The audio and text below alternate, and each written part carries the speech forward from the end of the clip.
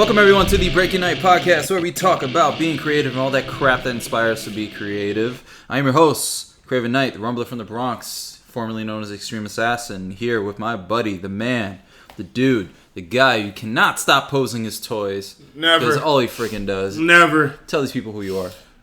I am SI-SMI-SMI-LE. If you know me, you must be the guy who buys art from me. Ooh, I just came up with that shit. Bars. Anyway, I am Sean Iredale, the man with absolutely no plans, here delivering the latest information on my life and Craven Knyte's life, because you know why?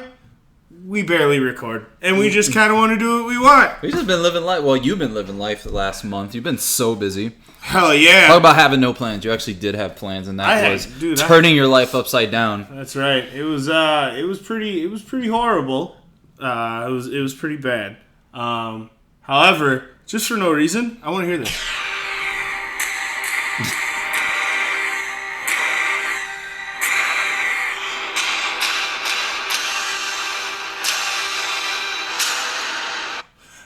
Because we missed Batman Day, I feel really bad. We should have done a podcast for Batman Day, but you know what? I'm over it, and I think you are too. Yeah. What the hell did I do on Batman Day? I think I just did nothing. Didn't they? No, I had a show. Didn't they change the date of Batman Day like 4 times? Like I feel like idea.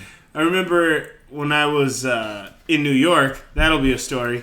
Oh yeah, you got New York Tales. Oh yeah, Tales from the New Yorkinsons. But when I was in New York, it was funny hearing the guys at Midtown Comics talk about,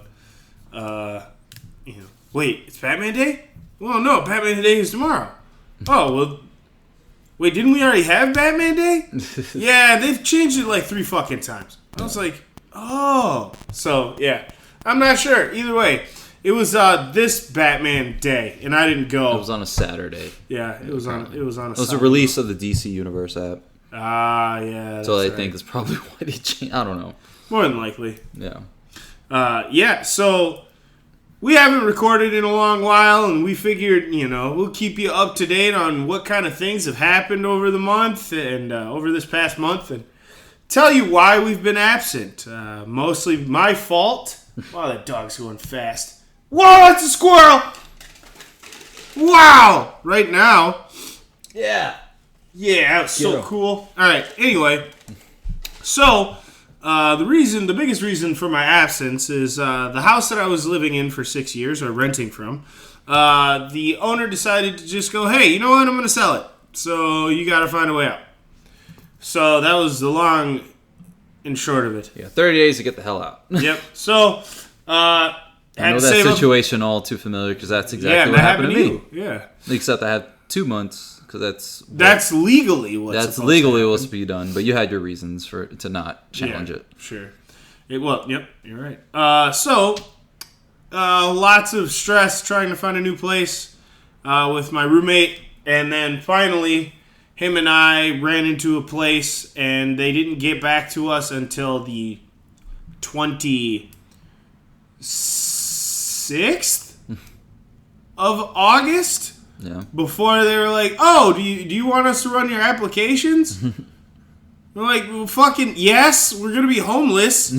So ran the application, we got okayed, and you had to narrowly avoid couch hopping. Oh my god! And now that we avoided couch hopping, mind you, all of you in Radioland, that I had moved only, but what would you say, about 2 miles? Or a mile? Pretty much, yeah. Like about a mile. Like about a mile. Pretty much literally up the street. Yeah, I'm up the street and across the highway. It seems to be like a way funny, like the bubble that you lived in. It seems like a way nicer spot than I literally down the block you were living. Yep, I went from fucking Gotham to where the fuck? Went from Crime Alley to Crime Alley. Yeah. To I wouldn't say this is Metropolis, but. No. Where the fuck is Arrow from? Mid City? Mid Star City. Star City. Yeah, I went to Star City, where the crime is still around, but Batman's villains aren't as psycho. Yeah. Or Batman's villains are too psycho. I think we had to compare it. I feel like Hell's Kitchen to Probably whatever is closest. What's pretty close to Hell's Kitchen. I don't know. I was just there, too. Yeah. I was trying to... Just because it feels recent because you can go to Hell's Kitchen in the Spider-Man game. And because it's like right to the west we gotta talk of the about island. that, We do.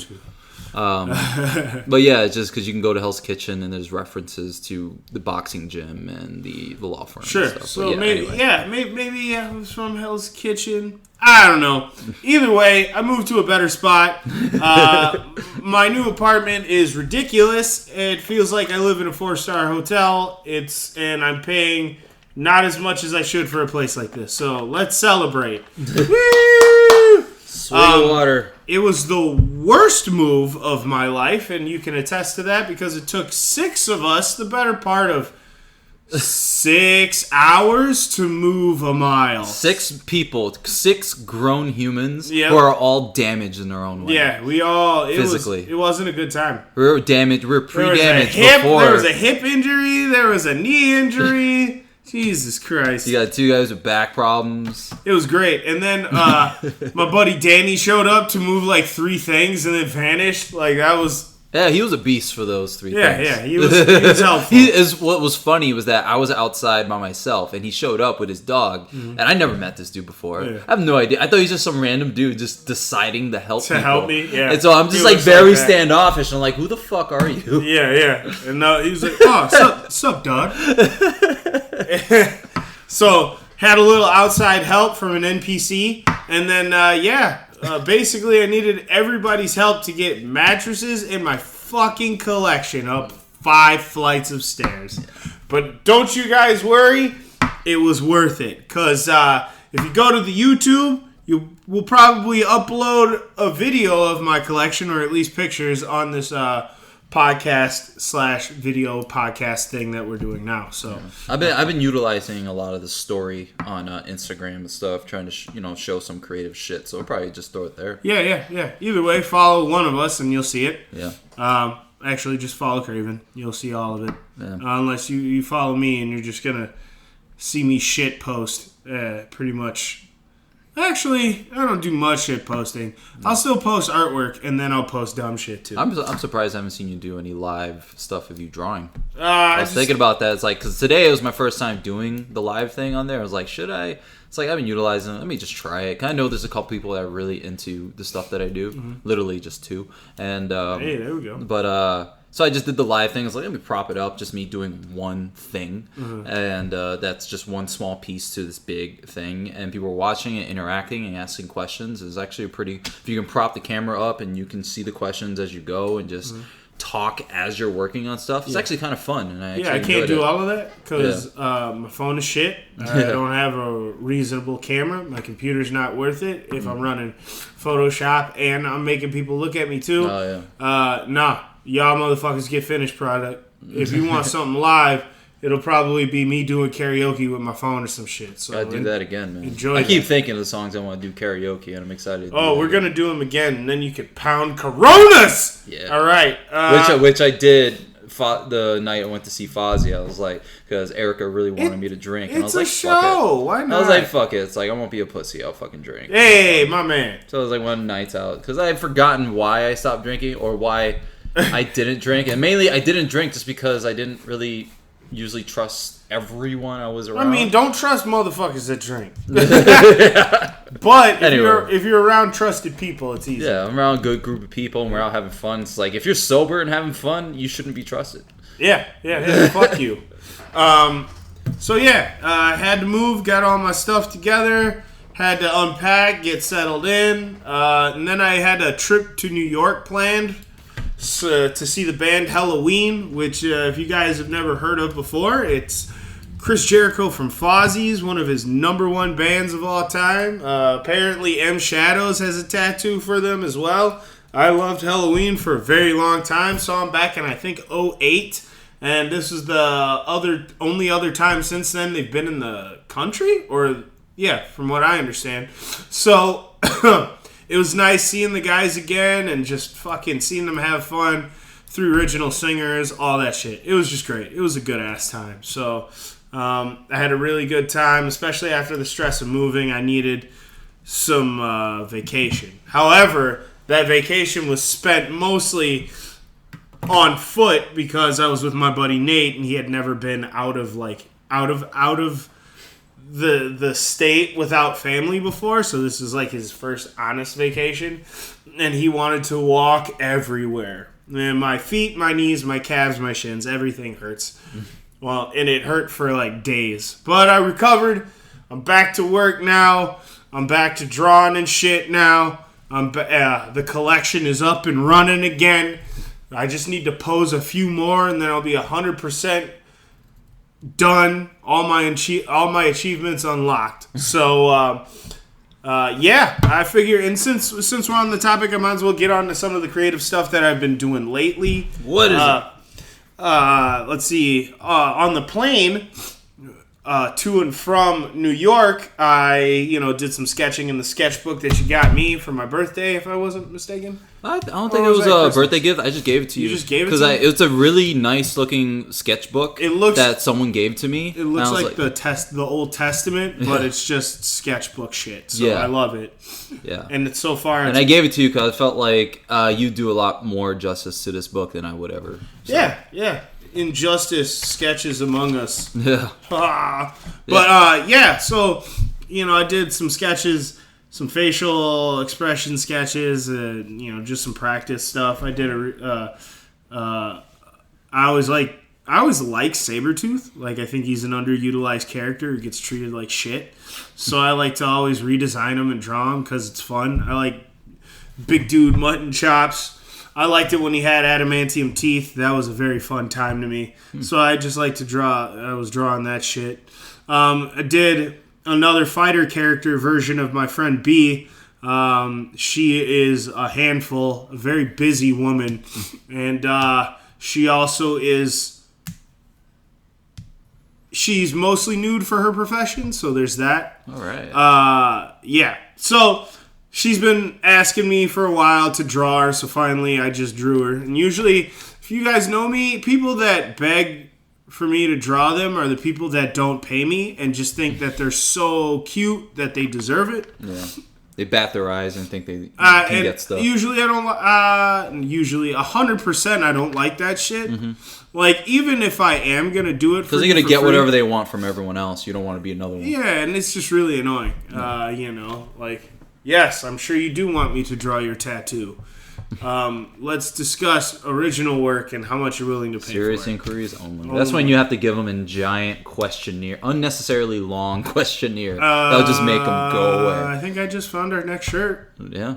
Serious inquiries only. Yes. I don't know why I didn't think about it. I don't know how the hell we've... Wow. I've been debating on buying a bunch of shirts, and because I'm at a point where the place that I frequented that just had plain shirts doesn't have them anymore because of your ass. Yeah, but I think because the seasons changed, they removed them, so they just keep them in the back, and now they change them to long sleeve shirts. So it's I may have to just order bulk shirts offline. So a good while my wrestling shirts are going to be pretty much non-existent if everyone buys them all. So yeah, well, I mean, it'll be all right. Bandanas, that's all I got. Long sleeves don't hurt. Yeah. But I got another commission for another hot sauce logo for my boy Charles, who's got his own little hot sauce company gimmick going, so that's pretty cool. Yeah, I'm just all across the board. Still drawing, still posting it. Decided to do doing a work in progress illustration of a Predator, just because everybody's been drawing Predators because of Predator. Mm-hmm. No matter how the good hunter. The hunter. No matter how good or how bad it was, or you might think it was still a hot topic. So there was that. So that so far it's been fun. What you been on, Craven? All right. So what have I been doing? Look at my list. Yeah, look at your list. Where at it? So since we kind of been a little bit of hiatus for personal reasons, stuff I've been up to wrestling gear wise, I usually steer away from wrestling gear because that's just all business, and business is not fun. But some of the stuff I've done for myself has been pretty cool. I've been utilizing some stuff I've been asked to do for a lot of other guys, and that's belt loops. A lot of people love belt loops and they're belts. in the season. Yeah. It's so I posted, belt loops are in the season, so why not? Hell not. And I like the idea of just... It's not hard to add belt loops, but it is a process. But it's cool to kind of I don't really enjoy the process, even though it's so easy for me to do it. I don't enjoy the process of making a belt, but I like using some of the belts that come with like the cargo shorts that I have that I can just use, and I can tighten it, and it's like, I'm guaranteed to never have these things ride down. Right. So they're pretty cool, and it's just a matter of just not letting the logo get blocked out by the belt. So I just kind of figuring it out as I go. Came up with the logo for myself. I think it was on the night of Takeover.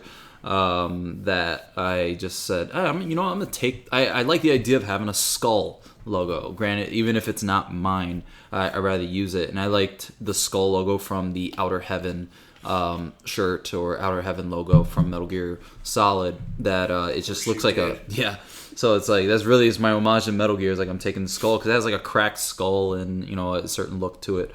And I just grabbed this font that I use for a commission that I really like because it's very like carved into your skin type of font where it just looks very like jagged. It's like it. But it is a mission for my vinyl cutter to do it because it's so jagged. Oh, sure. So it's like you just see the machine just going spending like 5 minutes on just one side of a letter. Yikes. So it's scary. So I try to smoothen it out as much as I can. There's ways on a program that can do that. But I like the idea of just having Rumbler from the Bronx redone with around the skull. So I redid that, pressed some white onto just a piece of denim and just stitched that over the old logo that was more of the homage of the Rumble in the Bronx logo. And I really like how it came out. It's probably a little smaller than I really wanted, but it is what it is. And as far as other wrestling gear stuff, I've been getting to a point where I can actually make some time to make some stock items. Meaning I can make some build your stock up. Yeah, I can make some just plain knee pads and kick pads, and I'm debating on having like a budget option, like meaning a budget option for kick pads. And when I say by that is like pretty much a cheaper pair of kick pads. Okay. That so it's just a matter of me just using certain materials, but also just how fast I can make them and how many shortcuts I can take, but still have them be true to being actual kick pads. Sure. That way I can sell them at the lowest possible price that I can sell them to where I'm still making money, but they're for the people who can still get something that's still kind of better than what they would probably buy at like a sports shop. So what you're telling me is you're trying to take over the Century kick pad market. I guess so. You're trying to stop those fucks at Century from their other people buying their sweet martial arts practice kick pads and buying your budget. Look, I got their money, brother. Kick pads. Well, because I have two different types of foam. And one of them, I have like rolls of it that I got that I don't use anymore because I realized this other foam is a lot better. So I figured if I have that older foam, I can utilize that for my budget kick pads that I want to do. To where I can still take some shortcuts and like I said, still be true to the kick pads and they just work just fine. Trying to realize how necessary is the ridges and the stitching at the ankle part. How important is that? Sure. I'm trying to figure that out because it's a very time-consuming and stressful part of it. Your figure's falling apart. Don't worry. It's by design. Moving on. But yeah, I'm trying to. It's an idea in the back of my head, and once I get to it, I'll do that. But for now, I'm just trying to make some knee pads. That knee pads is very quick for me to do, so I want to knock some knee pads out. And just because not everyone requests just plain knee pads. Everyone wants knee pads that either have the logo on it, which can be kind of troublesome because if it's not reinforced stitched, it can completely fall apart because the knee is the most impactful area besides your back. And then you have people want pleather or some type of shiny material for the base of the knee pad. So, which can be troublesome because a lot of those materials aren't meant for that amount of impact, so they may not be the most durable. It's still trying to stitch, because once you poke a needle through those, you damage that material.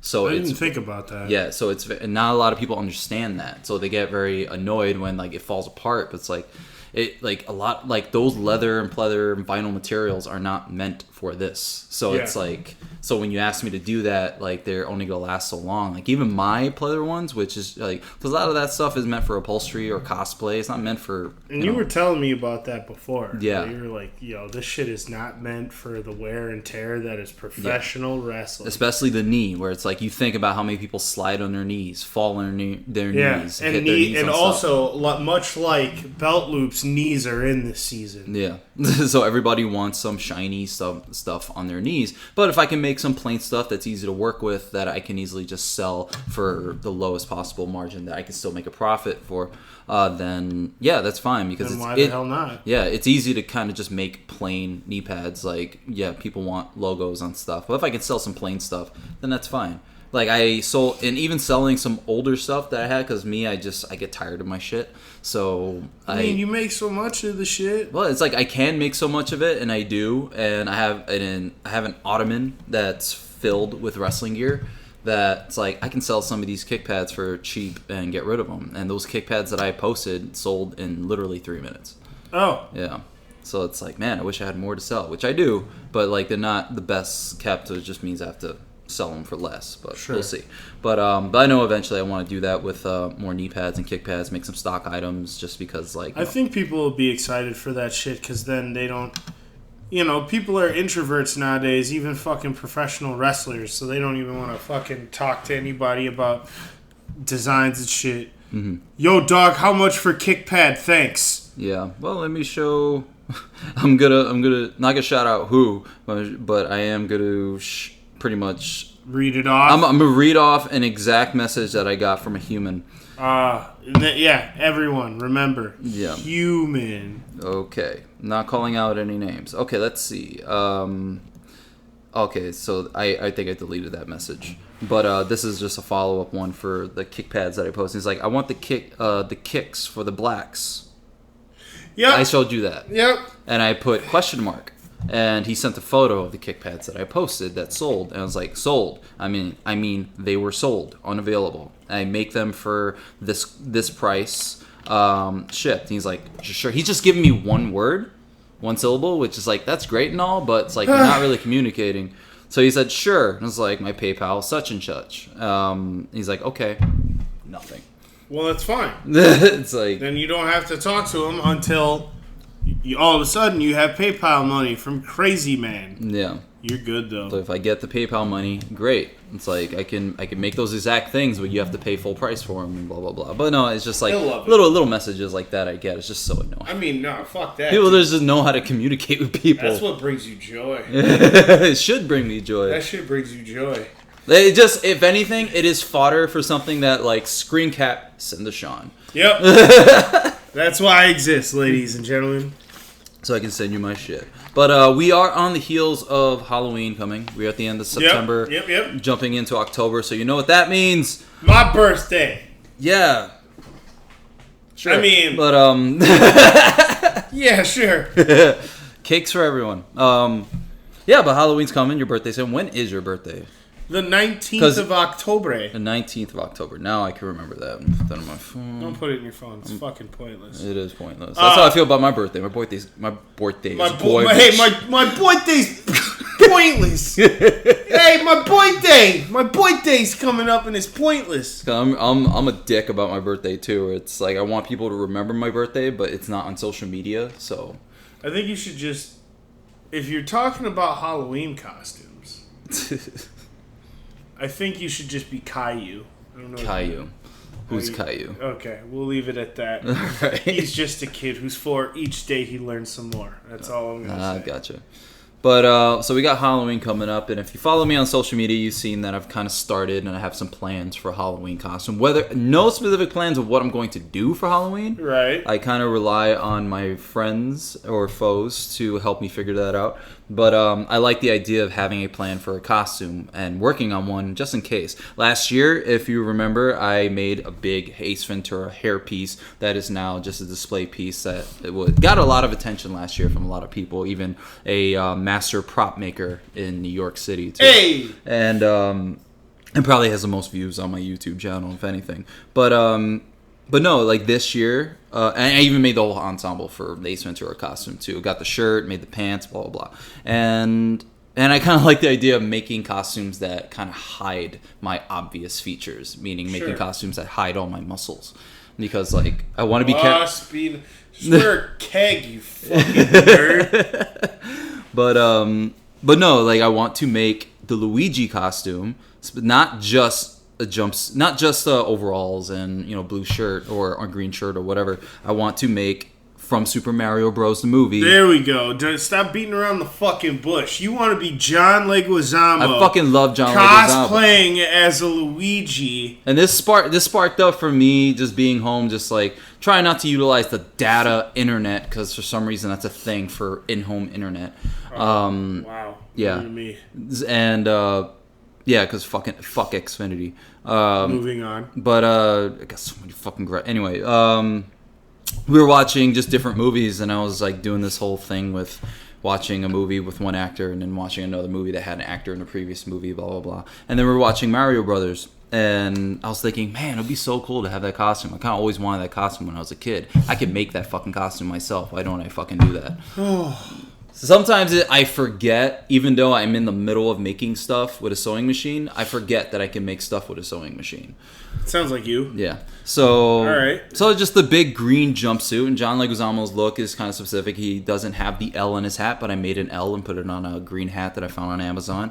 I can wear it backwards, and pretty much the only thing I have to make from scratch is the tool belt holster itself, because his is green. I got a rainbow strap, guitar strap that I can use for the strap for that, because his is a rainbow. And then gonna make the whole jumpsuit, which is mostly green with some blue pockets and blue collar. But the only thing that I feel people are gonna hold against me is that I don't make is those fucking boots. Yep.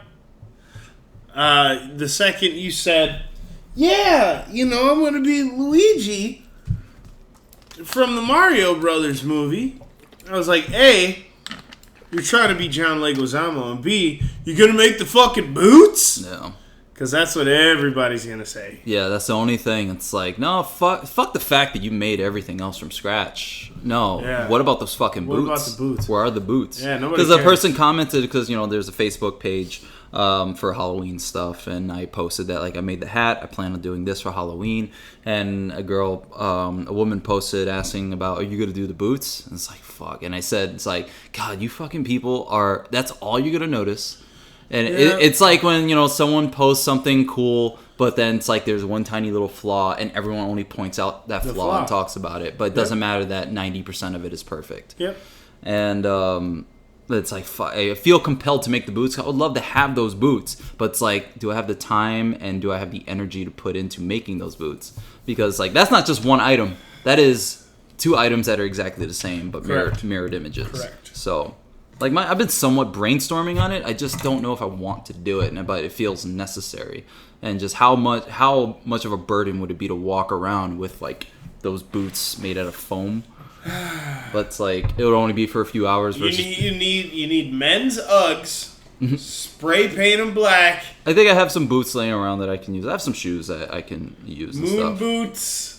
Because I literally have like these Otomix moon boots that I wore wrestling, and people kept saying not moon boots, but like they look like moon boots, but they were but they're very thick around. Because they're probably boxers shoes. Yeah, they're boxer shoes. I saw them and I bought them when I was younger and I was first starting out, and people kept saying they look like Napoleon Dynamite's boots, and I stopped wearing them. Well, I'm glad that you have those backed up because now you'll need them. Mm-hmm. So, for Halloween, I was only thinking about one option. Usually I shotgun. I'm not thinking so hard because I have absolutely no plans for it this year other than, I think we're actually going to have, I think Seth might be having a Halloween party at the new house, so...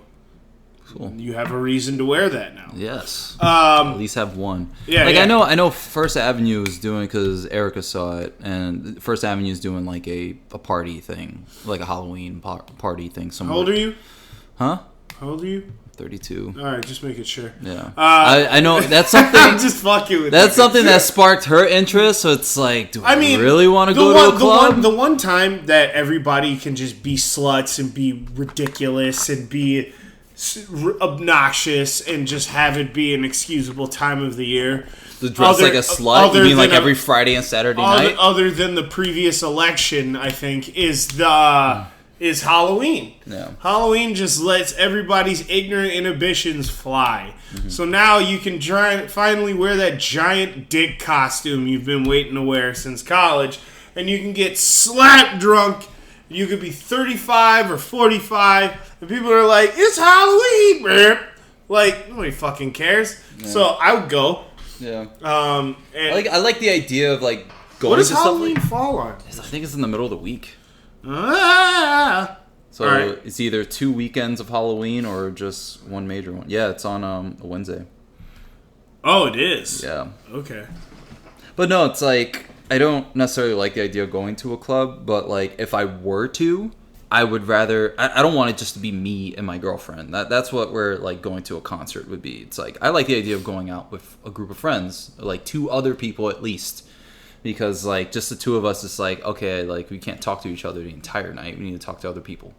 So I don't know. I'm just weird like that. Yeah, that sounds like you. Yeah. Well, I mean, you need to powder your nose with someone. Like yeah. I have absolutely no ideas for costumes. I have one. Actually, that's a lie. I have one idea for a costume, and I'm still debating if I want to actually do it or not. I don't know if I'm that confident, but I want to do the Street Fighter V Sagat. Mm-hmm. Because he has the big, sweet, tattered poncho, and he's got, like, the torn-up, baggy, sweatish pants with the long Muay Thai belt and the Muay Thai bands. And he's leaner in this version of the game, so it makes me happy. Only problem is I gotta shave everything off, because Sagat's bald and, he has no beard, and it makes me sad. But that would be the only... Just for the one day of the year. Yeah, just for one... Well, it's for one day, right? And then I gotta wait for all this shit to grow back. Yeah. And... as far as the women out there, yes, sir. Yeah. I mean, it's so dope. Yeah. I love the way it looks. And, so hopefully I'll be able to nail it. I don't know if I'm going to do it this year. I might do it next year, but we'll see. Either way, it's just a design I really like. All I need is a bunch of wrist tape Actually, I would probably use fabric because fabric looks cooler. Yeah. And find a way to just kind of make it, uniform fitting for the feet and the forearms. Instead of wrapping to where you can pull it on. Yeah. I think it'd just be cooler if you could just make like forearm covers and kick pad covers and essentially just wrap it, but they're just wrapped in fabric. Yeah. And starched till they're like stiff or whatever.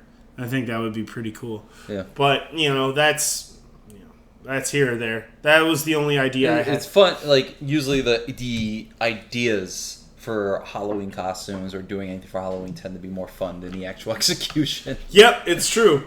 And that's why, for Halloweens, I've just been, like, doing whatever I want. Oh, you know what? I thought about being Riker from Star Trek Next Generation because he's got a beard and I don't want to shave. Yeah, that's it. Yeah, but yeah, it's very easy because like a lot of characters that I like are kind of burdened by certain pieces that they have to wear. Like I made a Bane costume kind of, but like I mainly just like redid the thing and I was already bald. So I try to be characters is like, yeah, a character is bald and it's easy to work with, but a lot of bald characters tend to have something on their face. It's like I have to remove this thing off my face in order to eat a fucking Dorito. So it's like, yeah, I don't want I think you should just be Shao Kahn. Shao Kahn's bald, and then I know you're trying to hide your muscles, but fuck it, let them rip. Yeah. Because then people would be like, "Oh my god, it's fucking Shao Kahn." I think also because it's Minnesota and there's a good chance we can have a snowstorm. I like the idea of wearing something that covers me up a little bit more. Oh no! Now that we've hit, now I kind of want to be Kano. No.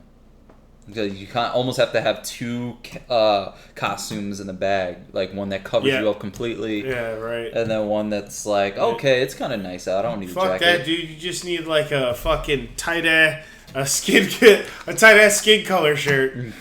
Same color as me, just skin tight compression shirt with muscles printed on it. Yeah. Well, so I'm looking forward to the idea of having this costume more than anything. I just want to see it done. Yeah.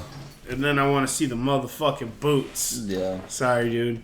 Have to. It'll probably be a lot easier than my brain is making it. It's just going to be a process. I really want you to put lead bottoms on it so they're actually fucking heavy. That'd be so sick. Just imagine me walking around Minneapolis with these heavy-ass fucking boots. I want to see it, bitch. Burden for boots. You better show me. Jeez. My birthday falls on a Friday, so that means you guys are probably going to that thing on that Saturday, right? Is that when the first half thing is? Because the 19th is a Friday. Oh no! I so don't know mean if the week we after are going. I don't know if we are actually going. I know she wants to, and I don't have a show that weekend. So I am open. No, Steel Domain's on the 26th that weekend, but I always try to leave shows right away anyway. But all right, heard that. But yeah, if you're end up doing anything, let me know. I will. Down a Corona, sing some songs, even though it's not warranted. Oh, we're gonna do it because Seth has that karaoke machine now. Yeah. So it could just be in the crib. You can just down Coronas there in the privacy of someone else's home. Yeah. I brought my own Coronas. Hell yeah! Wine coolers. Zima. Pepsi Clear. That'd be your shit. You ever watch that video of that dude who fucking drank like a whole fucking 20-ounce Pepsi Clear or Crystal Pepsi from like 1994? Oh my god! And he got it new. Like, nobody's ever opened it. He opened it and he pounded it and he vomited so hard it just came out of his nose. Oh my god. Yeah, I gotta see that. Woo. Alright, anyway, I'd like to go into some toy shit because I want to talk about shit I like. Talk toy. Alright, so this will go relatively quick. As you all know, I'm addicted to Storm Collectibles, so fuck you if you don't like it. I'm collecting the Street Fighter 5 line of the figures. I also just ordered my Mike Tyson in the 1/12 scale from Storm Collectibles too. So from every review I've seen, that motherfucker is gonna win me over, and I know because I bought it. Next up, I just got Akuma before the move. I was very excited with his dandelion face and his hair everywhere. I have a problem keeping his head on because he has so much fucking hair, but he can pose and do all the cool shit, and he's going to be sweet, and he's going to beat up a bunch of people, so doing well in that department. Moving forward, Storm Collectibles also has some exclusives at the New York Comic Con, which I think is October 7th and 8th, or whatever. Either way, places are going to have exclusives, and Storm's is going to be Mortal Kombat Smoke, so pick him up before he is $1 million. And then the battle outfit Chun-Li, which is just, she's thick with 3 C's, boy. But I always like that costume. It's really awesome in the game. I like Chun-Li, the character. I cannot stand Chun-Li, the character, fighting against her, because I always lose. But there's that. So there's that. That's coming. Also, they announced that they're doing a Samurai Showdown line, a Golden Axe line. I don't know why the fuck you do a Golden Axe line, but they're doing it. So I always thought that was kind of weird. I don't know why they didn't do Streets of Rage. The new game is coming out, and that game is really popular. I mean, I loved it more than that Final Fight, so there's that. Eat it, Capcom. Even though I love almost all your games. Also, Mezco's Cyclops, they showed he's up for pre-order. Knowing Mezco, it'll probably be a year before he comes out. He's got the light up optic blast. He's got the 2 kinds of blast effects, I think.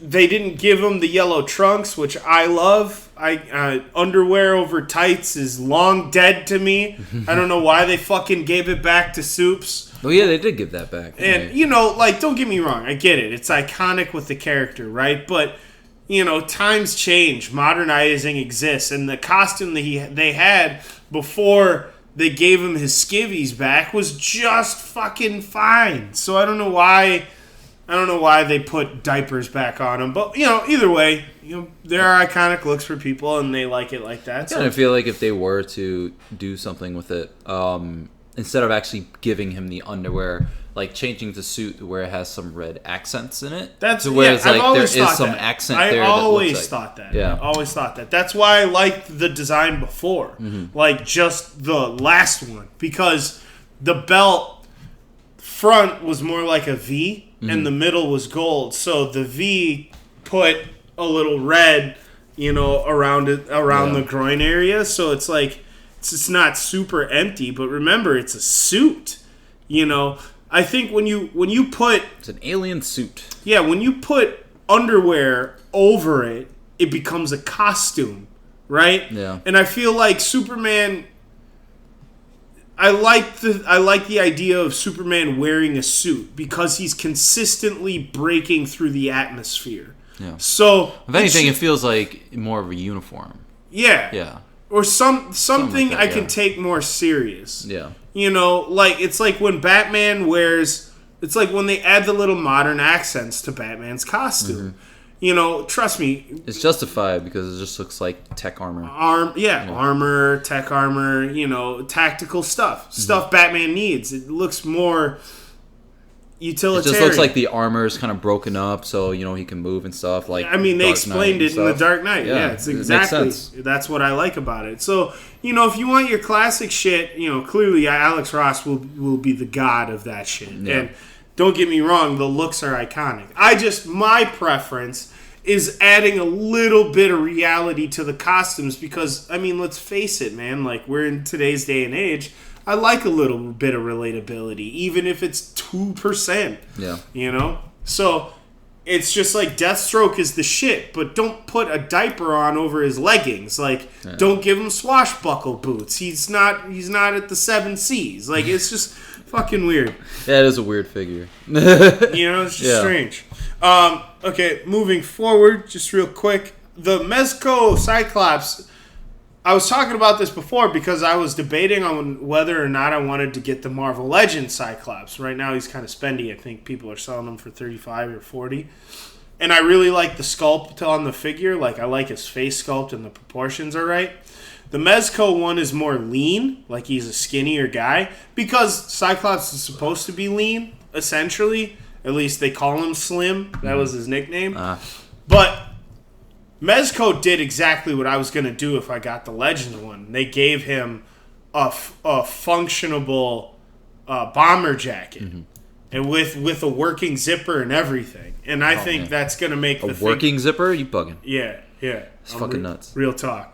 So the working zipper on it, and I'm just thinking about adding zippers that don't function just for the look, but fucking making that shit work. Yeah, it's for too much. It's fucking brutal. I guess Barbies used to do that, right? I think Barbies did that. Yeah, they did. Absolutely. Fucking assholes. But remember, Barbies were 6 scale, or Barbies were tall. So but they're still skinny, just small girls though. True. If you take and because I remember I used to like not that I played with Barbies, but I'm familiar with them because I played with my niece and my sisters and stuff. You don't have to so I used my Power Rangers to destroy their shit. But they also had like the big houses. Whenever my sister would set it up, I had fun having fights in those houses. Oh yeah, and destroying everything. But I remember those jackets, and you can actually take those jackets and put them in like 12 scale figures sometimes. Yeah. Even though they're pink, they still matter. fit. So Mezco being a 1/12 scale company, having those zippers and functionality, I thought was pretty cool. The figure is like $100 now. But I figure it's just because he lights up. And the light up effects usually drive a figure's cost up like $15 to $20. Maybe sometimes more. So I get that.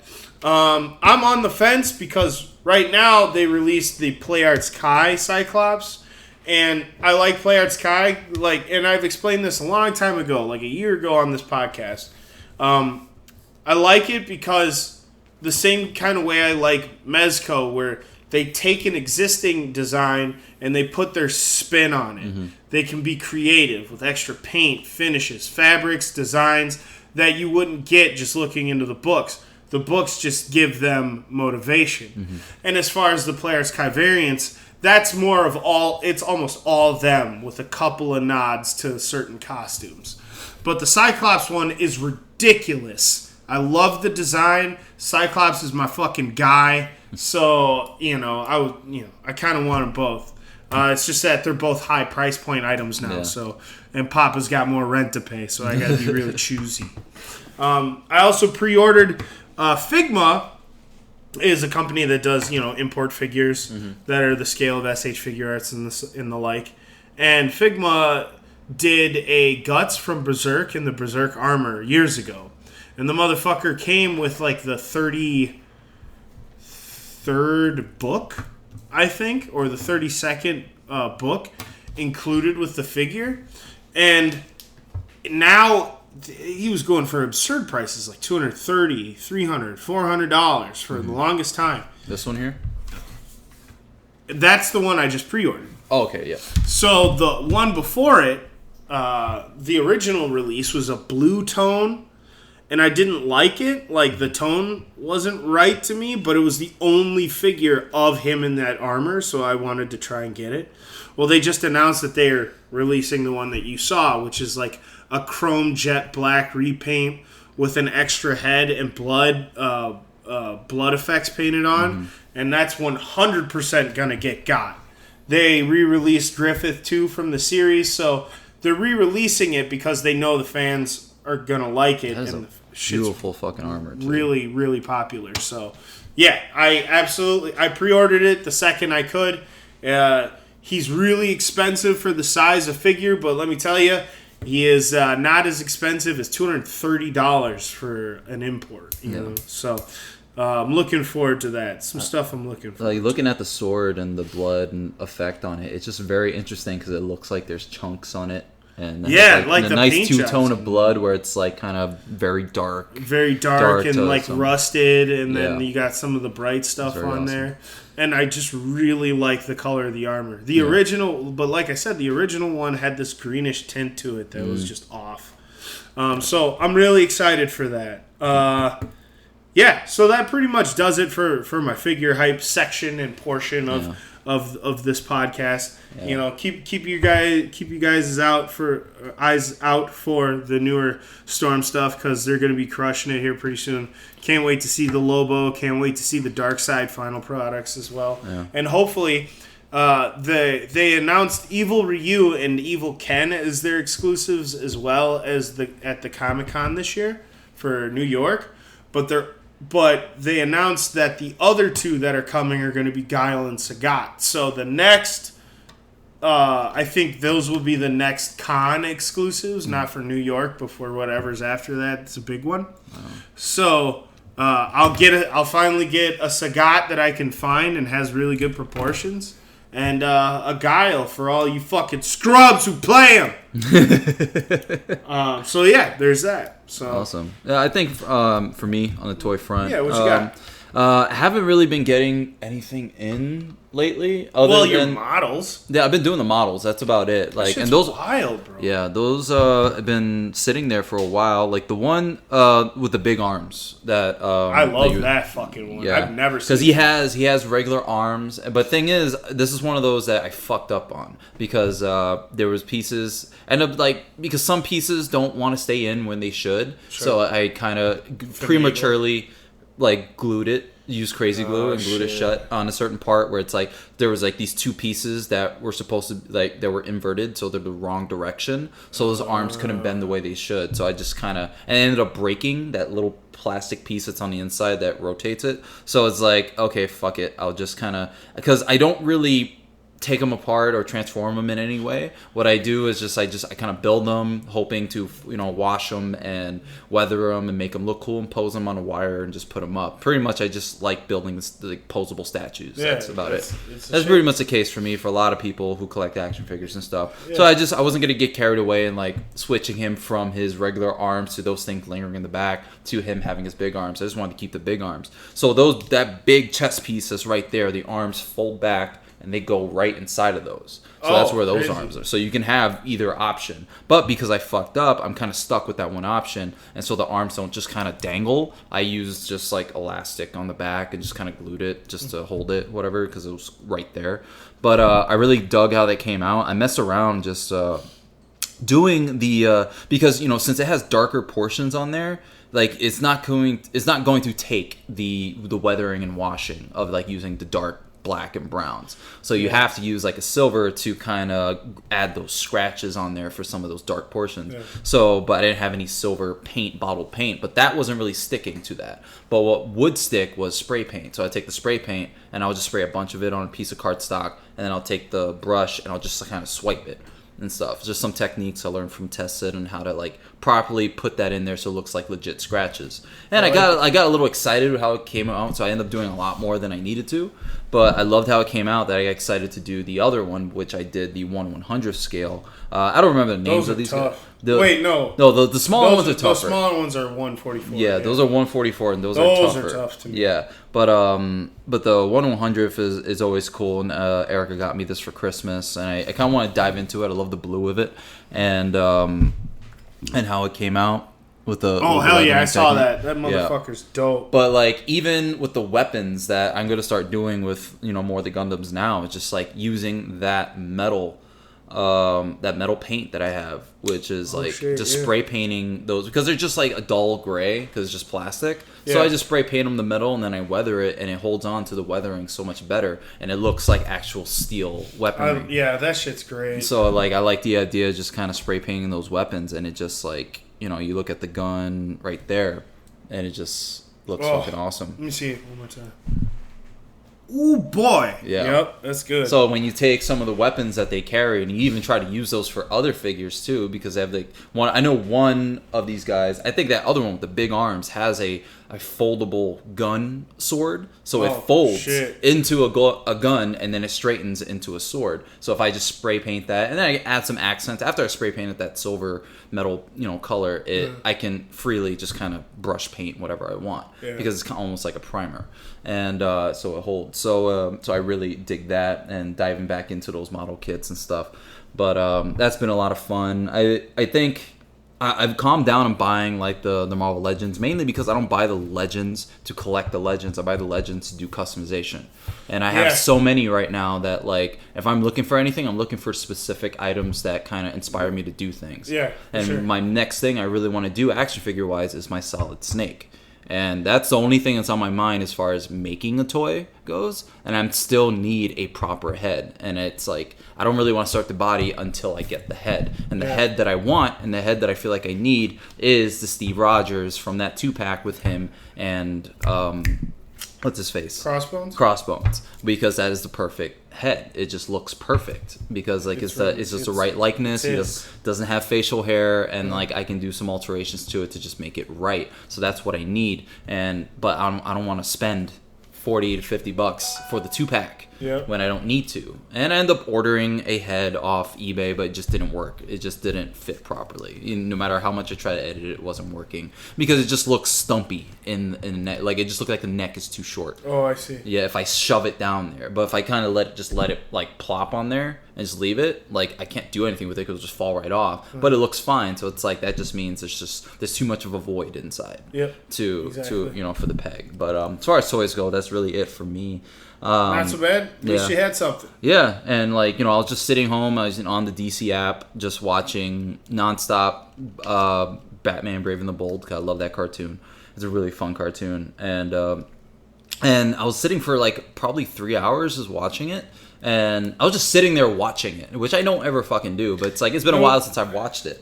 And I was thinking I should just finish that fucking Gundam kit that I started and never finished. Okay, so that's how that all got started. That's how it all got started. Once I finished that and I did the silver weathering and all that, it's like I got to do this to another one. So I started the 1/100th one that I did, and now the other ones that I have left, I have the Vegeta, the Super Saiyan 4 that you got me. Hell yeah. That and I have another 1/44th, and I have the other really pretty 1/44th that I got.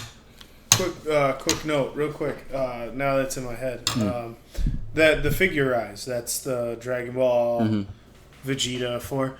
They just showed their new Brawly. Yeah. For that line, and it looks dope. Yeah. And it comes like from the new Super. From the new Super. Oh man. And it comes with alternate faces that are fucked up, like that are yelling and grimacing for both Vegeta and Goku. Like it comes in the pack. So, like, if you have the Vegeta or the Goku, you can swap the faces out.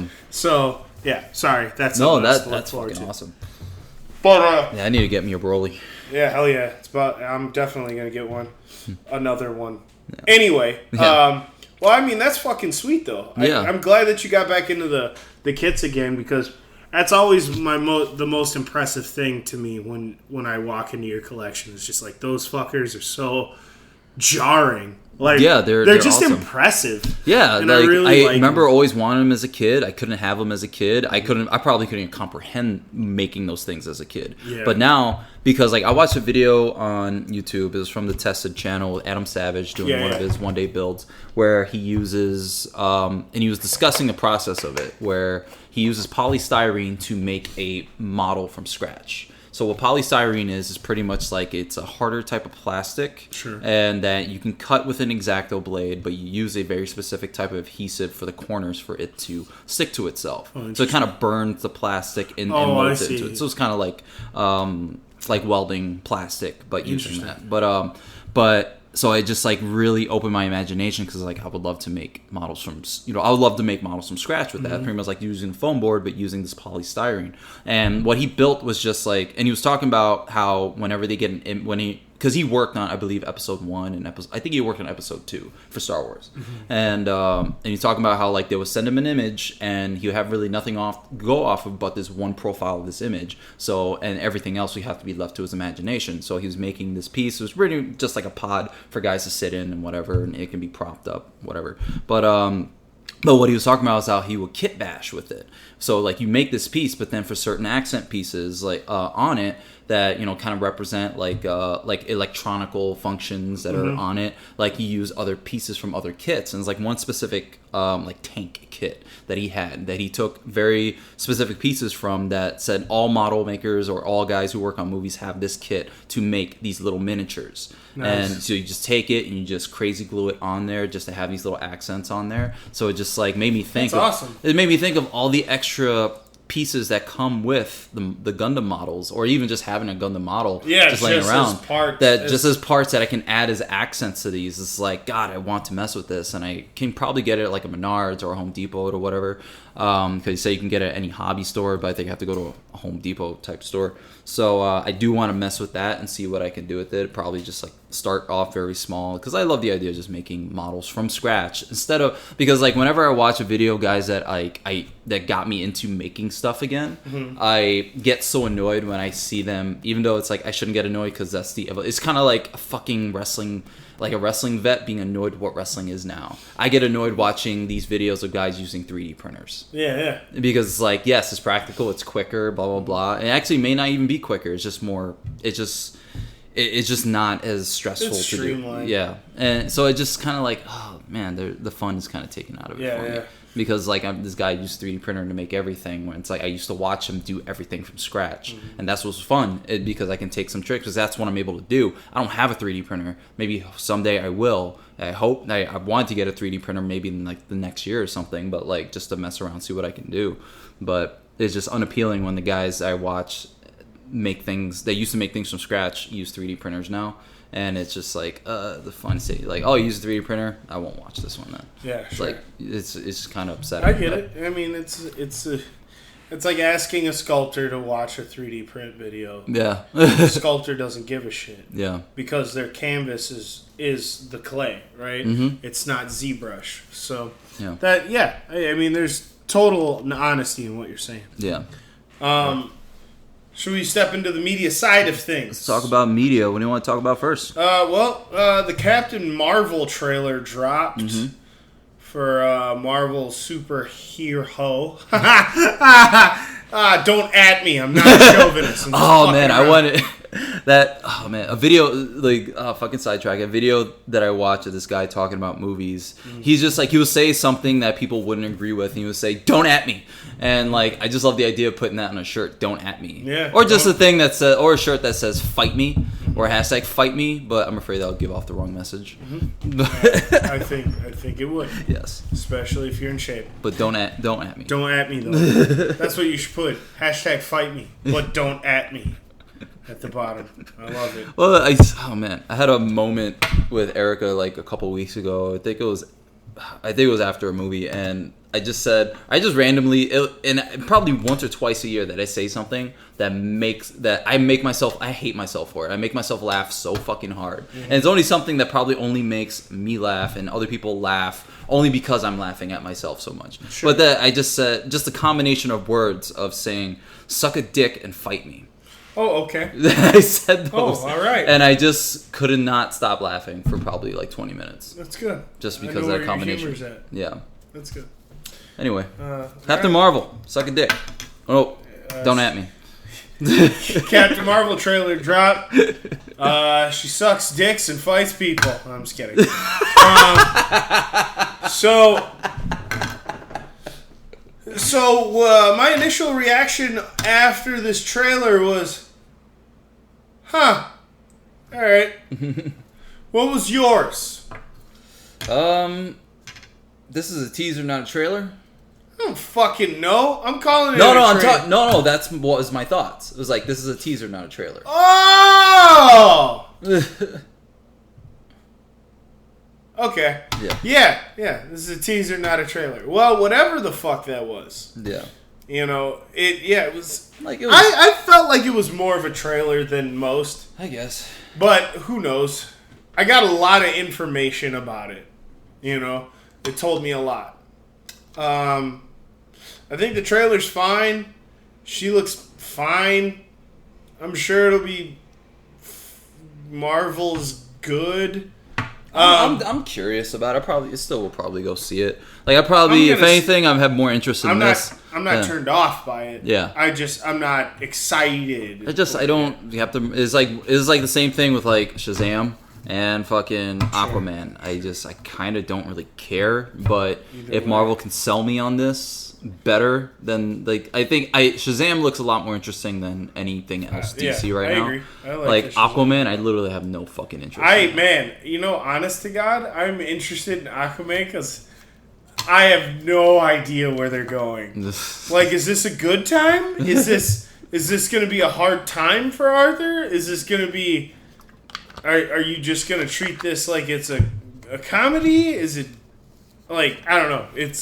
I'm just curious more than anything. Yeah. But Captain Marvel, the Carol Danvers character has been so across the board. Like, I still don't know her absolute character right now. Yeah. Because growing up, she was different. And then before that, she was very different. And then now, she is like... I acclimate this to her, or I associate this to her hairstyle, where in almost every comic it's different. Mm-hmm. I really liked her hair short, but then it would be mid-length. It would be mid-length, then it would be long, and then it would go back to mid again, and I'd just be absolutely confused. Yeah. But her personality is like, I don't know, sometimes she's all business, sometimes she's really emotional. It's just really hard for me to figure her out. You can't read her character. But my only beef with the actual trailer is that Brie Larson looks so goddamn unenthused by being the character. Yeah. Like, her face is always the same. Yeah. If you look at all the photos and all the trailer shit, she maybe smiles once. She maybe frowns once, but her facial expression is always the same, and it's just very like meh. It's like she doesn't even care. Yeah. So I'm sure this is one of those things where I bitch now, but when the actual trailer comes out, they'll find a way to make it look good. Yeah, they'll probably throw some elements in there. I think they're really clinging to the fact of like the '90s nostalgia element clearly from the beginning, and then like young Samuel L. Jackson, and then young. Clark Gregg, which I feel like in the '90s he would have a way different hairstyle instead of those spike. I feel that feels very aughts to me, his hairstyle. Where like in the '90s he should have like a little bit more like I don't know. That's nitpicky, but like it's weird to me. I just I heard that most of the cast is just gonna be de-aged. Throughout this whole film. So much money. I mean, it's Disney. They have infinite bowls of money. Don't mean shit to them. So, yeah, I don't know. I'll give the teaser a 6. That's kind of how I felt about it. Yeah. Maybe teetering on a 7. Yeah. It looks like there's going to be action. I'm glad that there's still... Music is still a score...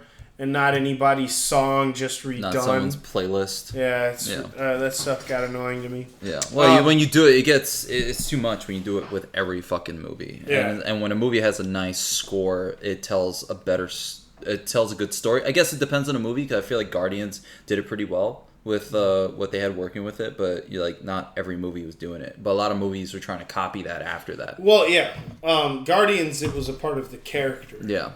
It was part of the story, it was part of the character, and it worked. Mm-hmm. It was very, very, like, you think Suicide Squad was trying to follow in those heels. I don't even know what you're talking about. Yeah, I don't know what the fuck that was. What movie is that? What else? Since we're on the hype train, what do you think about the Joaquin Phoenix Joker thing? I do not care. Okay. I'm a little annoyed at other people's responses with it. How, like...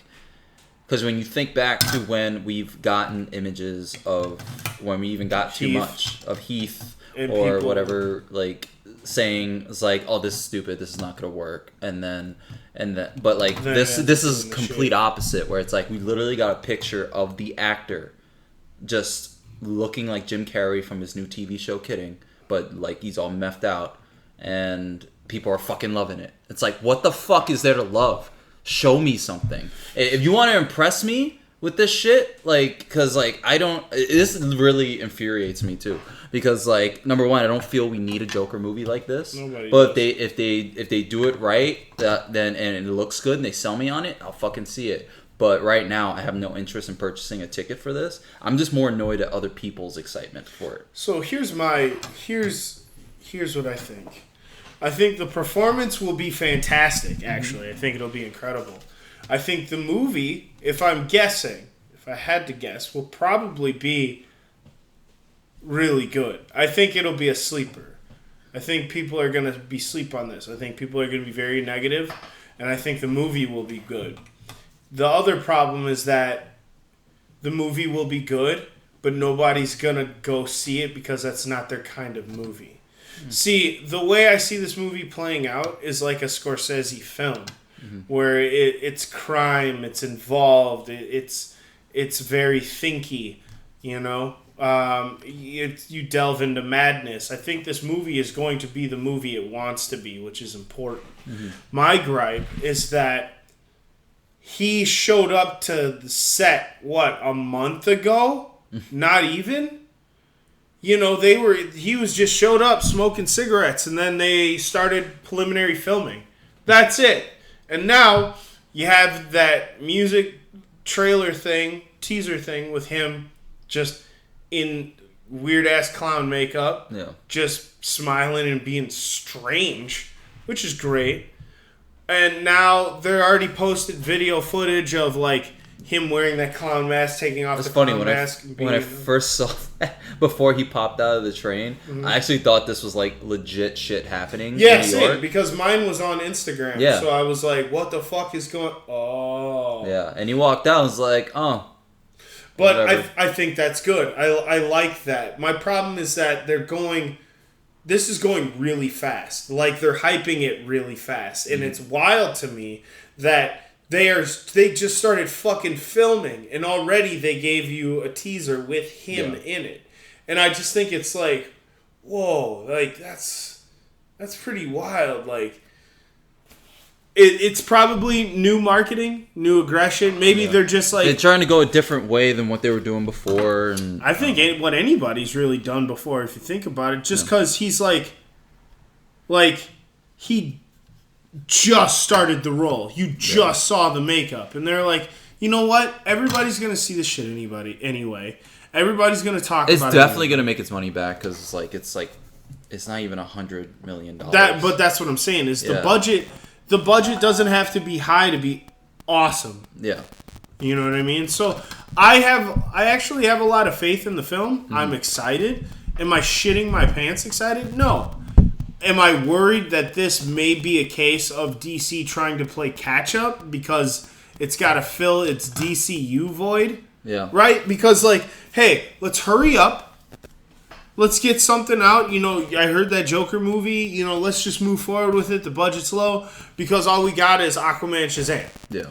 So basically, I think they're releasing this movie as a buffer to try and figure out if they're actually going to do these movies that are based on the character and the theme. Mm-hmm. Like, Joker gets a movie in this universe with this kind of thing, and then you can have a Batman movie like this, where nothing is set in the same universe. It's more like their animated features before they started being shared. Yeah. Where they take the graphic novels or the specific stories and they just do one-off or two-off films on it. I like that idea just because, let's face it, you know, the Dark Knight trilogy was its own thing, and it was good because it was its own thing. Mm-hmm. You know, it took time, effort, concentration, and they got something beautiful in the end. As far as like, it could have really been the true start of, like, because granted, like, those, besides Dark Knight being like one of the greatest, like the first one and then the third one definitely weren't perfect, but then there's like things in there that's like trial and error type things that you can implement into other movies with other characters, and how can we tell these stories with these other characters in this similar way instead of forcing a universe. And that's always been their thing, is just forcing a universe, because Marvel's doing it so great. But, you know, Marvel has a totally different thing, as they have Kevin Feige, like, kind of overseeing all that stuff and kind of planning this, planning it either from the beginning or just going along with it, but doing it really fucking well. Because even Marvel, they had their, every single movie was its own thing, and it just all happened. Kind of. Yeah. Yeah. I mean, you're right. Like, every movie did have its own tone. Like Iron Man had no intention on really building a universe, and it still kind of, it was his own thing, and then eventually morphed. Well, so Iron Man came out first, then it was Hulk, and that's when their true intention showed. Mm-hmm. It was their intention to build something shared because of the post-credit scene formula. But that post-credit scene wasn't filmed until, like, way after. Oh, I didn't know that. Yeah. Okay. So when they made that film, because that was technically, like, that was borderline a low-budget film. It was. Iron Man was. Close. And they just did that film to try and bring attention to this other character, maybe with hopes of building a universe. But I feel like they, you know, with the way it was tonally, they weren't necessarily thinking 10 years from now we're gonna have this big giant universe. But that's pretty much what I'm saying with all that. In the end, all Marvel movies to me still feel the same because they operate under the same formula. The formula is always the same to me. Mm-hmm. The style of film might be different, but the formula is always the same for all of them. Because Iron Man 1 and Doctor Strange are interchangeable. Mm-hmm. You know, they're just that's just the feelings of the film. So I think, long story short, I just like the idea of having actors, writers, and directors being able to hone their craft with other people's IPs without necessarily blowing the ship with trying to do a good film. Yeah. You'd be surprised how well one good movie can just save a flagship. just get one good film out of it. Yeah. And the closest thing they have right now is Wonder Woman for DC. It's just Wonder Woman, DC, yeah. which completely falls apart at the end of the movie. But oh god, yeah, don't get me started. That, and it's the same thing with Black Panther. I love Black Panther so much, in so many different ways, but I don't think it deserved. I think the hype was out of control for it, and I think the same about Wonder Woman is that. How people went overboard for their love for Black Panthers, how people are going overboard for this whole Joker nonsense. Yeah, and it's very similar. I think people are just really... It's like, white people, we finally have ours. I think they're just shell-shocked because of the Leto thing, right? Mm-hmm. Because after Suicide Squad, people didn't want that version of Joker to be a continuation. Yeah. Whereas I personally would have loved that Joker to be a continuation if he was done the way I would have thought. Yeah. But anyway. if you play off the idea that there is multiple Jokers, and you can kind of, he actually was Jason Todd. If you're running this shared universe shit, then yeah, sure. But in this particular case, they renamed their cinematic universe Worlds of DC. Okay. Which means that they can easily run a multiverse gimmick if they want, which I think is the point. This takes place elsewhere. This takes place elsewhere because this is Worlds of DC.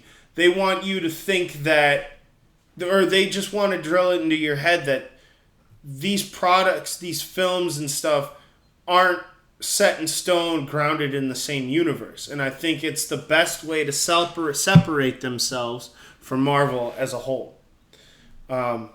Yeah. So either way, only time will tell. Yeah. So we both saw the new Predator movie. Yes. I believe it's called The Predator or The Hunter. So yes, I think we can both go on record saying this movie was fucking stupid. Mm-hmm. It was so dumb, but I hate myself for saying I had such a good time watching it. Yeah. And that's my problem, is that you lost the artistic value of Predator in this film. It brought back machismo, but in all the wrong places. Yeah. And if you have a mental illness or there a tick or something's wrong with you, you are better than the typical human. That's what I've learned. Autism makes you stronger. Yep. Asperger's makes you stronger. You'll have a 7-figure job at 8 years old if you have autism. That's right. So it just, oh God, this movie was ridiculous. Mm-hmm. So many funny ass things. And like I said to you when we walked out, I feel like the board of ideas, the writer's room, and the director, and hell, even the actors, all got in a room and said, you know what would be fucking cool? You know what would be cool? Oh, this would be cool. Get to the chopper, and they're choppers. And then they all got up and started clapping. And they didn't even get to a chopper. They got to choppers. Oh. The motorcycles. Oh, God. That's why that was so dumb. I must have missed that. Yes. Because one of the biggest things that I took away, because I watched... Get it to the choppers. God. Because, I did enjoy this film. And... Oh, yeah. It was fun. It was ridiculous. It was very stupid. And, even though I am not the biggest Predator fan, meaning mainly that I haven't, watched them regularly to kind of be a fan. Sure, to be a fan. Not that, I ever disliked the movies, but, they I can tell that this movie was not necessarily true to what Predators really should be. And, but... I watched Funhouse talk about this movie, and they were saying, okay. and I watched that before I even saw the movie. But usually when people spoil stuff in movies that I didn't really have an intention of seeing, I don't remember any of the spoilers. So, but they were talking about how there's stuff in this movie, everything, the editing was ridiculous in this movie because it's all chippy choppy. Yeah, it was all over the place. Oh my God! And if something happened or something was explained to you, it happened so fast that you couldn't tell that it was there. Like, you knew where they were, but they told you where they were, but it happened so fast that you missed it. So if you blink, you miss all the certain details. When Homeboy got his head blown off, I had to go, wait, what? What?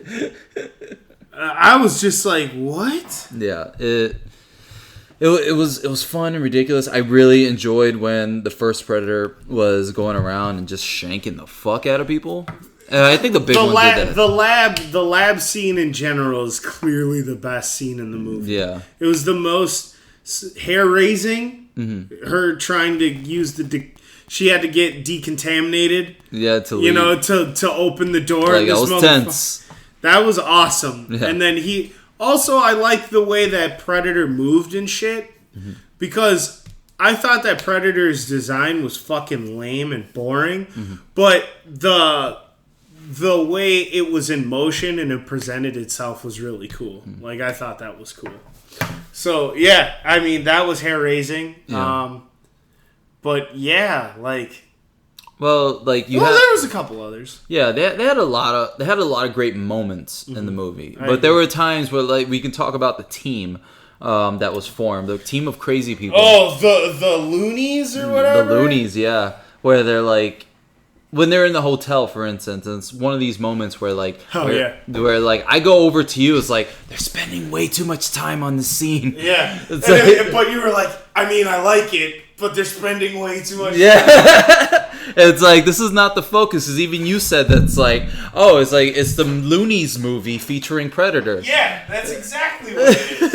It's like they're spending way so much time with these other guys, which I like the guys and the what they were and stuff. That's the wild part. It's like I am so fucking surprised that I liked those guys. Yeah. Like I'm like, oh, he's got Tourette's. That's so funny. Oh, I actually kind of like his character. That's weird. Yeah. But God, they were so dumb. Yeah. And then you had the Predator's dog. Was that ever introduced in the other movies? Mm-hmm. Okay. Did you ever see Predators? With Adrian Brody? No, I never watched that one. Okay, we're going to do something after this. That movie, I think, is highly underrated. Okay. That movie is... and it's funny, because if you listen to The Weekly Planet, I think I did listen to it. I probably meant, like, it probably just kind of went like... Well, Mr. Sunday brings up, and Mason, his buddy, they're like, we both like that movie. We're like, it's worlds better than this one. Mm-hmm. And it is. Predators was the only, honest to God, I'd say the better follow-up. I think it's better than Predator 2. Predator 2 was ridiculous, campy, silly, which I like it because, I like things like RoboCop. Mm-hmm. But I knew that wasn't an honest sequel. Mm-hmm. I mean, I guess conceptually it was. Mm-hmm. Hunting a predator in the city, being able to best it in the city because that was the next move, right? You take it out the jungle, you put it in the city, concrete jungle. It is the obvious next step, mm-hmm. right? But the AVP series was just no. It was just no, just no, don't. And then we get this, and then the Predators happened, and there are a lot of scenes and choices and cuts that were really good in that movie. Mm-hmm. It had some Robert Rodriguez touches to it, but I think Nimrod was the director, and it had my favorite Predator designs in a long time in this film, and that's what. Because I own two Hot Toys from the series. I own Royce and I own the Berserker. And the Berserker Predator I fucking loved. Because in Predators, they fuck with the idea of having two races. Mm-hmm. Or other species of. Mm-hmm. So then you'll see that some are bigger. And the dogs were in Predators, but they were way scarier. Oh, okay. They weren't stupid, and they didn't have treads. Yeah. It was fucking weird, man. Well, the dreads, they established what? They're sensors? They tried to, but it still didn't like explain anything because the dreads were so short on the dogs that I was like, what sense in their shoulders? And it's like, and they spent so much time with the dogs, you end up just feeling bad for them as if they were actual dogs. But as soon as like they killed one, it's like, oh, good. And then they fucking lobotomize one, and it follows them around, and then he just becomes this like. This wandering NPC character that drops off weapons when you need it. It's like, you need a grenade? Bet. Yeah. It just falls in love with them, and it's like, it's just, oh man, I'm starting to feel bad for this thing. It was so weird because the whole film was trying to stress how if you were like challenged in some way, it meant that you were better and you were a good person still. Yeah. Which, like, the message I get, but it also meant like you were a superhuman god. So it was just like weird. Yeah. Also, the ending to this movie, like the ending, the very end of this movie, is one of the stupidest 12-year-old. It felt like such an unnecessary tag. Like it was the end scene of the movie, but it felt like a post-credits tag. Yeah. And it was so unnecessary. And they force-fed a lot of shit into it too. Yeah. They're like, oh, by the way, he's a colonel now. Oh, by the way, your kid is really smart. Oh, by the way, this is what was really in the pod. Oh, by the way, like, it's like all of a sudden you weren't crazy. We were like, yo, you didn't even give us this much information in the last hour and a half. All of a sudden, you're just gonna be like, oh, by the way, oh, by the way, oh, by the way, and I'm just like, what the fuck, dude? Oh god. Yeah, it was just weird. It was weird. Yeah. Sterling K. Brown was definitely my favorite character. Yeah. Who? Which one was that one? Head blown off. Spoilers! Head blown off? Yeah. Which one is that one? The black dude. Oh. The villain at first. Oh, that dude. Okay, yeah, okay. Yeah, I liked him. He had a lot of personality. I loved him. I thought he was so awesome. He opens up things like, that nigga got fucked up. Yeah. Well, my favorite scene... I've been listening to these motherfuckers bird chirp to themselves for years, or whatever the fuck. I think my favorite scene in a movie, and this just shows how fucked up I am, but a lot of people are like this. Oh, the kid? The fucking kid. Where it's like, number one, okay, so... Spoilers! Spoilers if you haven't seen this movie. But, like, people would think that the father's shipping all this stuff to his family when really he's sending it to a P.O. box, and he didn't make the payments on them, so they end up just bringing them to his house. So that's why. So because I think on Mrs. Sunday's movies they said that like he mails the stuff to his family. It's like no, he mails it to a P.O. box, and then it was overpaid. So. Yeah. So but no, like so his son opens the biggest fucking box because you think there's probably a Chucky doll in there, and like he opens it and he's like you see the mask, and you see the gauntlet, and it's like he's playing with the gauntlet. He activates a sensor for the big giant predator to fucking search for him and stuff, and he's messing with the helmet. He's messing with their technology. He can read it and he can do whatever with it, which is fucking nuts. And then he takes the helmet, but it's Halloween time because why not? And then this whole thing where he's getting bullied and he doesn't want to get recognized by the bullies because his mother gets this Halloween costume. He's like, the bullies will still recognize me. But then he has the helmet. He duct tapes the helmet onto his head when you see him walking down the street. And I'm laughing my ass off at this scene because I noticed that he duct taped it to his head. Yep. But then immediately the bullies recognize him. So it doesn't fucking matter. So you didn't have to fucking mention that anyway. Yep. But then there's a third bully on a balcony in a house the house resembled my little foam core haunted house anyway, but like he throws a fucking piece of paper at his head for no fucking reason, and then the helmet has a defense mechanism that shoots a missile directly to whoever hit him with anything. And he blew it blew up the house, but blew up the child, and I fucking applauded because when you kill a kid in the movie, you have my heart. It was so brutal. It was so brutal. The defenses are so sensitive in a Predator hat that it will shoot a rocket at a minute thrown object. Just fucking someone shoots a fucking water pistol at your head, it's going to shoot you with a rocket. Yeah, you were going to blow into parts. Like, not to mention, like, your dude fucking accidentally, spoilers, blowing his own fucking head off. in a scene that was so confusing. Okay. Because everything was moving so fucking fast. And it's at night and shit's going crazy and, you know... The best scenes are filmed at night. Yeah, right. And then, you know, they gotta, like, focus on the fucking... He's trying to get it to work, and it shows that he has it work at first, and then he doesn't, and then then somebody whistles at him? I think it's Olivia Munn's character. She says something, almost as if she was planning on it. Yeah. I think. That's kind of the vibe I got. And then he jerks his head, because the thing responds to his head movement. Yeah. And then he, like, what? And the thing turns and blows his own head off. Yeah, and it was like in 2 seconds. He was like, oh, what? That's it. And then moving on. He is the only other character who got tons of screen time. And he just dies out of nowhere. And then he dies in 2 seconds. And there was no focus, no talk. Yeah. Like, everyone puts away their petty differences and starts working together to get after this predator, and then everyone just starts dying. And then everyone in the Loonies group, slowly, one by one, starts dying. Yep. It's like right after you develop this like relationship with them and shit. Yeah, it was just bizarre that you didn't want to save them. Yeah. Like not a single one of them.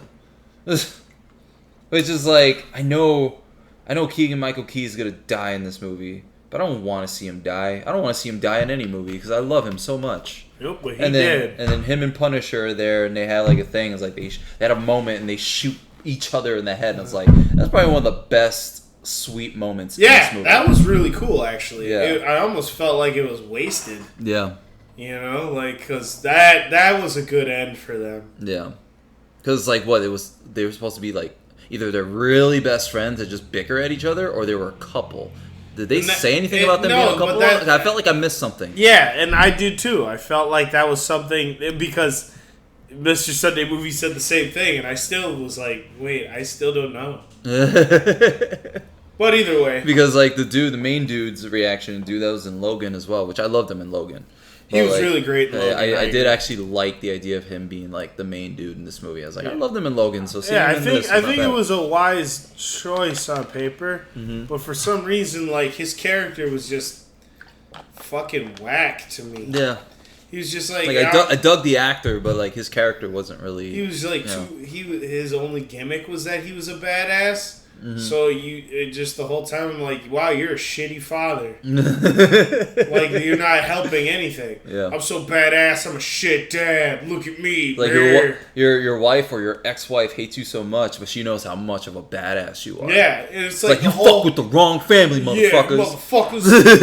It's like where'd she get that black boy from? I don't know why we're family because I hate his guts and I'm moving on, but.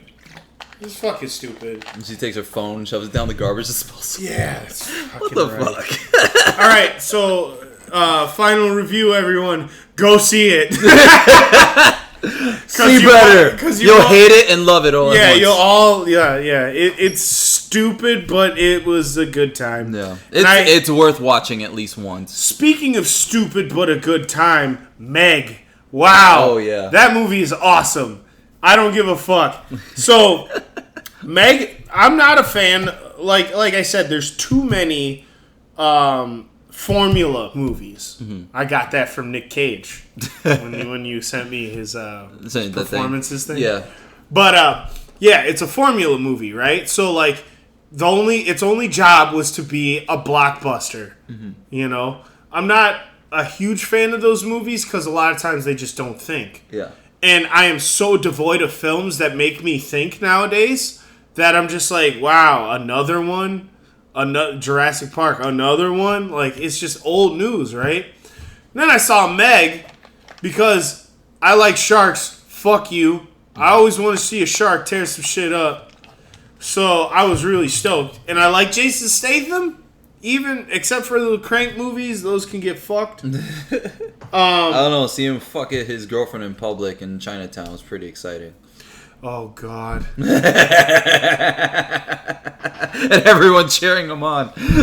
Oh, my God. Anyway. Oh, God. Oh, yeah, fuck that. We gotta just talk about Jason Statham movies. Long story short, Meg delivered exactly what it advertised itself to be, and I like it way more than I like that last Jurassic Park movie. So, fuck you. He did a lot better job at the whole, like, this is the major issue, and then, like, we took care of it. Holy shit, there's a bigger one. Yeah. And it's like, because that caught me off fucking guard. Yeah, that thing was, it was awesome. It was awesome. fucking amazing. And that whole beach scene was almost worth my money. Like, because there's no way there's no way that shit can't go wrong. Yeah, and exactly. It's like, and I almost feel like, don't kill these people, but it's like, kill these people. Kill these fucking people. Kill all of them. And it was, oh god, it was so great because the guy running in the bubble, and then the shark bite down on it till the bubble pops, and then you just see the dude's like shoot out of it and shit. Like it was fucking awesome. Yeah. The dog thing, I was like, oh, please let me see that the dog is safe, and the dog was safe. But I was like, I didn't want to listen to you, a guy fueled by hate. I just don't want to see animals get hurt. Hater of love. But what I'm saying is, like, any other movie, I don't give a shit. But Meg, I was like, yeah, the dog, yeah, like. It let that happen. Yeah. I was very excited. I was like, fuck yeah, dude. Yeah. Like, this is sweet. Well, it's like, and also at the end of the movie, it was the closest to Jason Statham doing martial arts to a shark as you can fucking get. Because it was awesome. Anyone who says it's like, was Jason Statham in this movie with the shark? Meaning, did he fucking karate chop a shark? It's like, no. It's like, no, he fucking did. But he did it with a fucking pod in a badass way. It was awesome, and it was fucking amazing, and it was a fun movie. I saw it on my birthday, and it's like, sharks and open water is my worst fear on this planet, and or just fish anyway. So you put a goldfish. Terrifying. It is. So don't put a goldfish in front of me and keep me away from giant buckets of water. But no, this was definitely a fun movie, and I enjoyed it. I really liked that movie. I was surprised at how much I ended up liking it. But it's like, it screamed, just because like this summer was very weak in like the blockbuster department.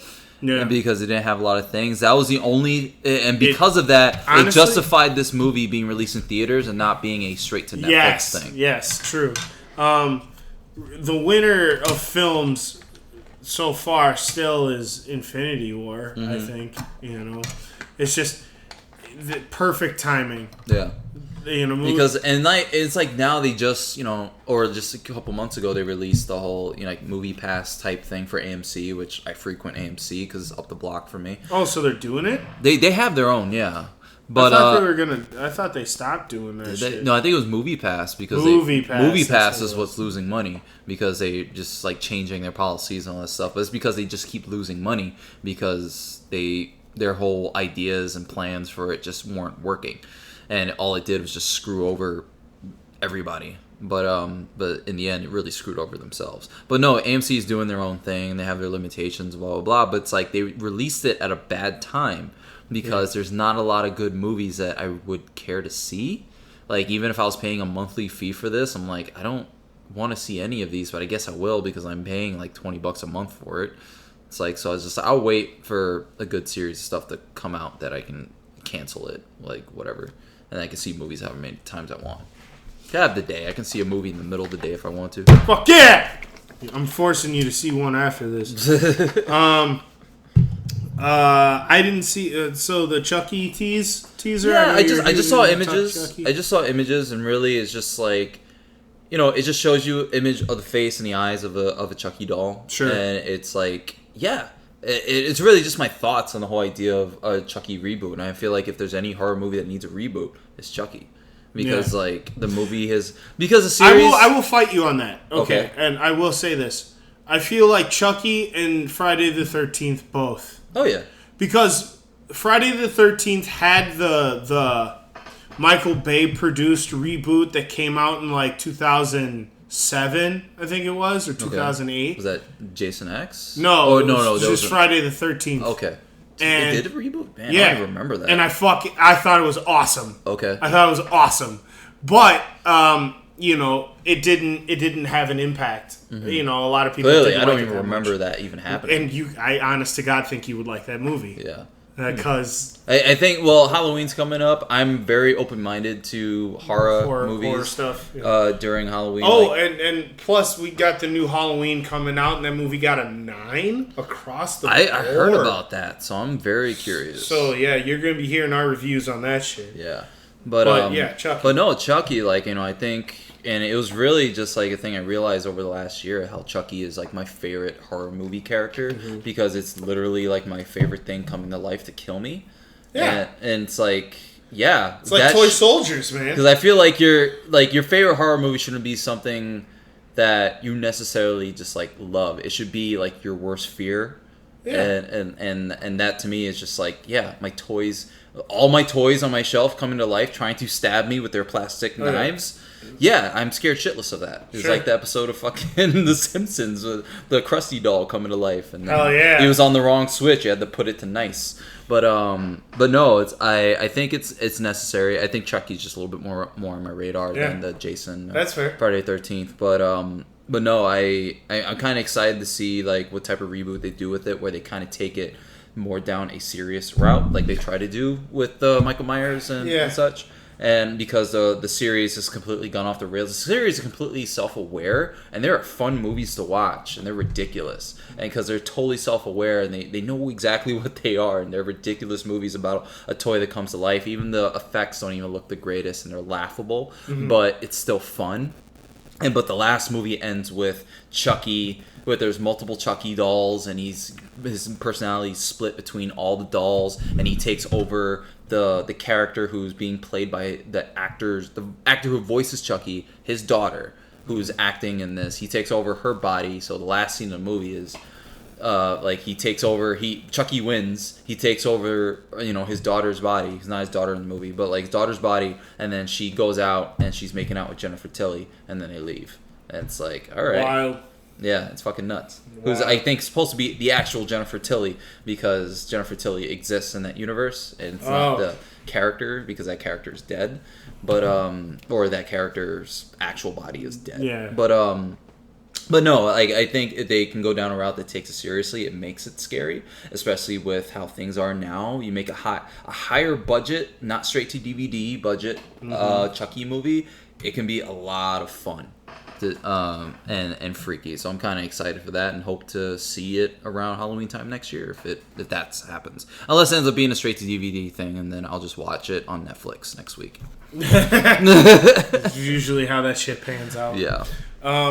Jason, I think Jason just needs an honest reboot personally, because I like unstoppable juggernaut people. Those are my people, and I crave hilarious deaths. But I feel like the reason why I liked the most recent adaptations, they grounded the character a little bit more. And they tell you, we'll watch the film, but they have a system on how he moves around and knows where people are. Yeah. Instead of just popping up there. Like he has a specific system on how it works, and I thought it was really clever. Okay. So I just want to see like maybe a little bit more done with that, but bring back the supernatural element. I think, just because fearing something that is literally unstoppable, I think is a universal fear. Yeah. Like just knowing that you saw your friend, or you're seeing your friends get crushed by something you can't fucking stop is like terrifying. So yeah, I want to see more of that. Yeah, that'll be really cool. Especially as like with how Michael Myers, the Halloween movie coming out, and just all these resurgences, pretty much just like recycling titles and just doing it. It's like this, because this next Chucky movie actually it is gonna be a reboot, because it's literally called Child's Play. So I think that's what I saw. I think the route they have to take themselves serious now, because. Well, maybe not, because that failed with the Friday the 13th, or I'm sorry, the Nightmare on Elm Street reboot, I guess. I never watched it because everybody told me to stay away. Oh, yeah, I think I remember seeing bits and pieces of it. Yeah, and I just heard that it was not worth your time. Yeah. And I heard that movie took itself really serious. Mm-hmm. So I don't know. I think the right script and the right. It's just one of those situations where it's all in the writing and the execution. I agree. And because you can do a serious movie and make it awesome. You can do a movie that doesn't take itself seriously and that's really fun and stupid and still have it be good, or it can be bad. It really just depends. You're not gonna be able to please everybody, but I think a serious route, like just kind of going back to that seriousness that Chucky was, it would be really cool if they did that. And I feel, and just from the looks of it looks like that's what they're doing. So, I just, we'll see. Yeah.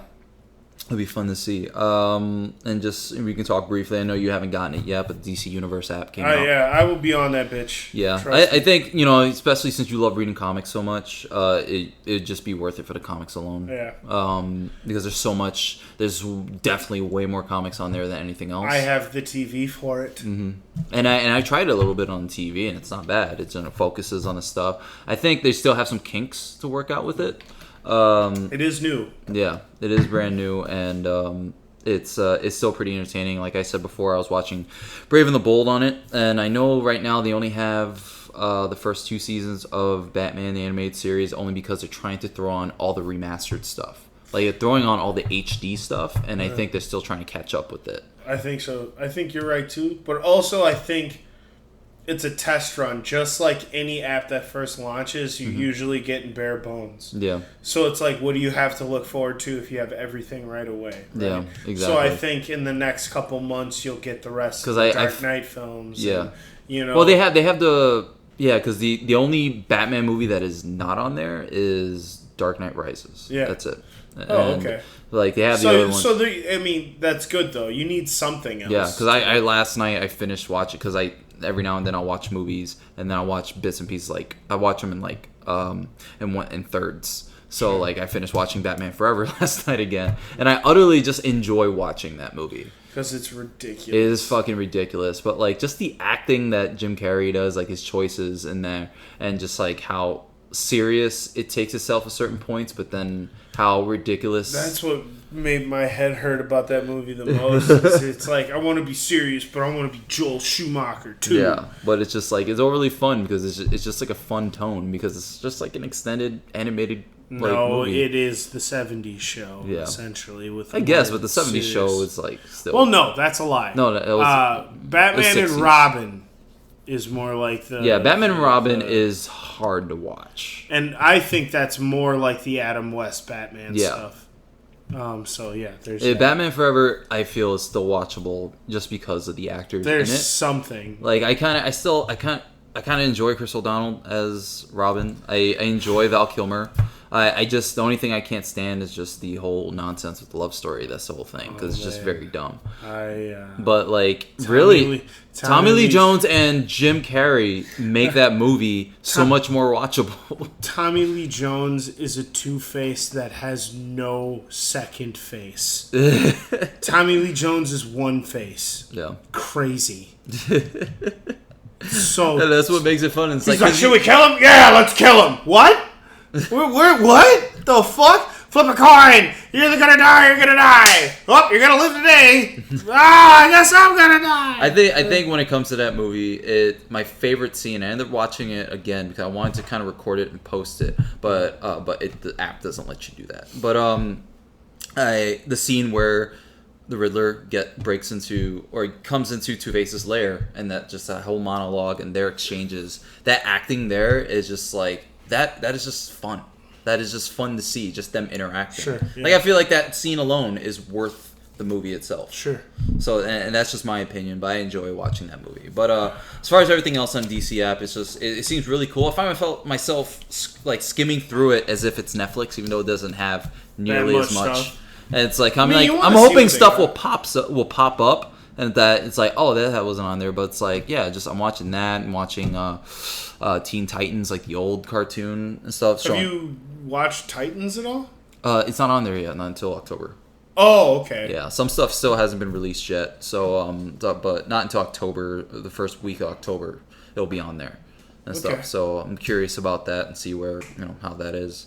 I forgot that on Batman Day I was gonna change my profile picture to Dick Grayson when he said Fuck Batman. the face. Yeah. Like, that's it. So, happy Batman Day. Fuck Batman.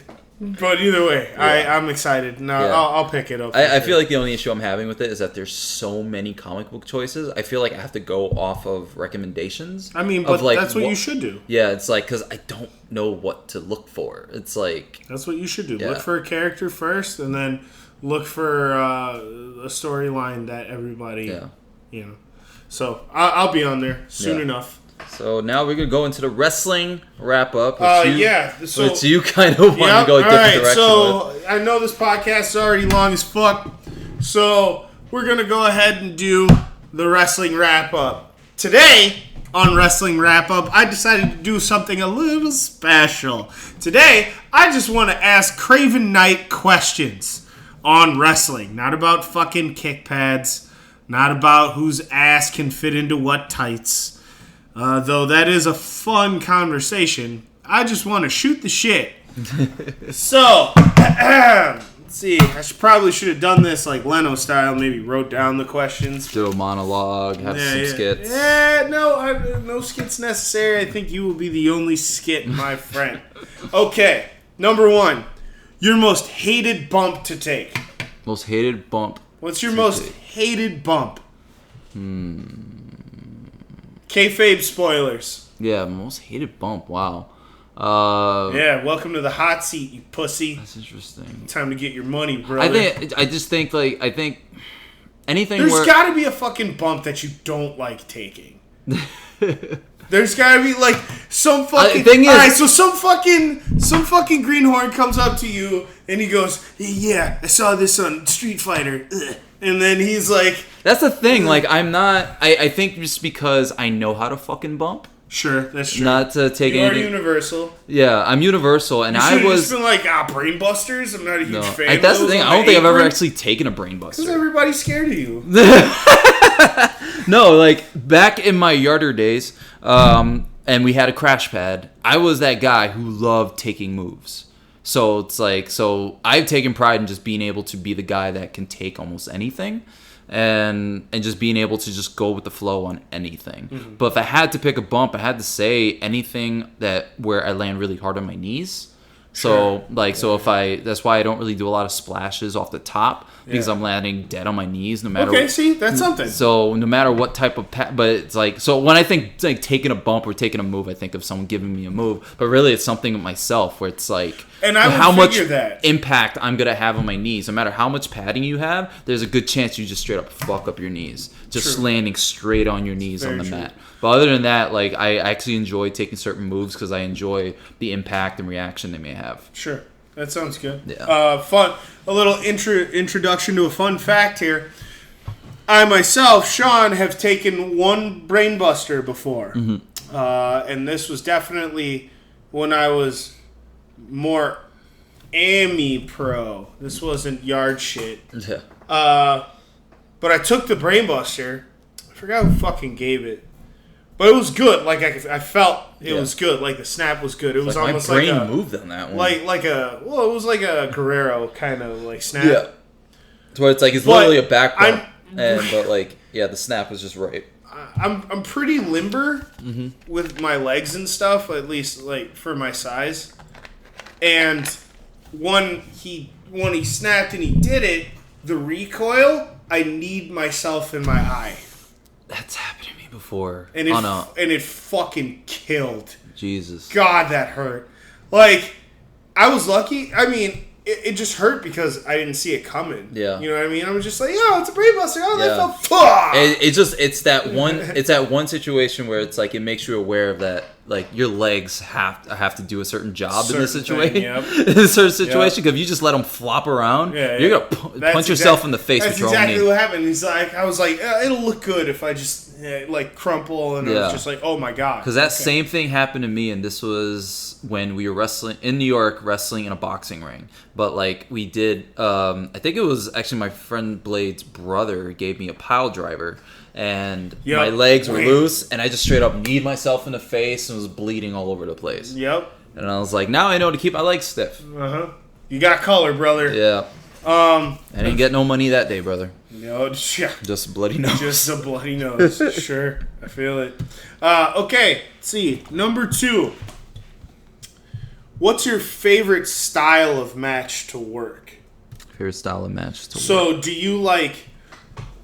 I assume your answer is probably just going to be singles, but I didn't know if you like false count anywheres, hardcores, triple threats, tag matches. Everybody has a preference. I always liked triple threats. Yeah. Personally, because everybody can get their shit in. Yeah, like, I think there was only one situation where I did a triple threat. I haven't had a lot of triple threats, but, like, I had a pitch-perfect triple threat with Pete Huge and Horace the Psychopath. Hell yeah. Where it was kind of weird because Horace is kind of like in his own world sometimes, where it's like he kind of forgets everything we talked about. But like, so the way the match started out was not how we went over, but the match was just fucking, it's like, that was the most perfect triple threat match I've seen ever. Horace pull out sick ass matches out of his ass. I've had some fun matches with Horace, like Horace is money. But my favorite style of match, like, I have to say I do enjoy singles mostly. Like, the multi-man matches can be fun. I've only done a few of those, but like I enjoy singles just because I enjoy the story, and just because it can get really tough to rely on so many minds to remember things or to work with, that like it ends up becoming a huge clusterfuck. So triple threats can be very sketchy. It just depends on who you're in there with. Yeah. So like a triple threat can be my favorite match if I'm in there with the right people. But usually just because I know it's relied on me, the referee, and the other guy I'm working just to put on a great singles match, and that is a whether it's part of a major storyline, and it has, and doesn't have to be a spot fest or anything. We just have to tell a good story in there, and it all builds from the beginning to the match to the end. So every move that we do is progressively getting more intense and more insane, and the match is physical, but the story is there. Everything has an oomph to it, and those are the ones that are really fun, where a little bit of everything is applied in this match. And I felt like I haven't had a match like that in so long. That like that's where I think I still have a love-hate relationship with wrestling, because I'm kind of getting, I feel like I'm getting forced out of it mentally because I'm not having the fun with it that I used to. Yeah, because that's anything. Yeah, so that's because anything. Like the matches just haven't really been. It's not that the matches haven't been good. It's just that there's just been nothing to them. It's just been just like, oh, a little match at this outside show at this small town, blah blah blah. They do 10 minutes, you're good. It's like, it's not fun to me. I like there to be something to it. It's just, it's a summer, so summer's just dumb when it comes to wrestling. Sure. But singles matches with a really good progressive building story, not just a storyline, but a story throughout the match. Okay. So, let's see. So I don't know how to word this one. What's your favorite potato? And I think your answer is going to be a burrito. What's your favorite thing to just like lay into people with? Because like mine was clotheslines, because a clothesline, you could take the wind out of a guy, but you could never hurt him unless you were a fucking loser. Yeah. Unless you were trying to neckline him or fucking jawline him. That's when you were a scumbag. Yeah. To translate for people who don't know what the fuck we're talking about when we say potato. I said kayfabe spoilers. I'm sorry. So, what I mean by that is that what's your favorite move to just do hard? Yeah. But, because in the business, there are tons of moves you can actually do stiff, nice, hard, tight moves. Snug and safe. And I'm all about snug and safe. That's why a lot of people like working with me, is that I'm snug and safe. Like, I'm not going to punch somebody in the face with my knuckles unless I really have to. And that hasn't happened. But, like, there's probably one instance. I don't consider myself a vet, even though people look at me as a vet. But I don't consider myself that guy who just beat the shit out of a young kid. No, and I don't mean that at all. No, I know, but like I'm talking about a certain situation where like I was in the ring with a newer kid, and it's like he had one little thing to remember, and he forgot it, he messed up, and it just looked stupid. Receipts. So I just straight up, and not that this is my favorite, it's just a situation that happened. So like he was just on the mat and he was just acting dumb.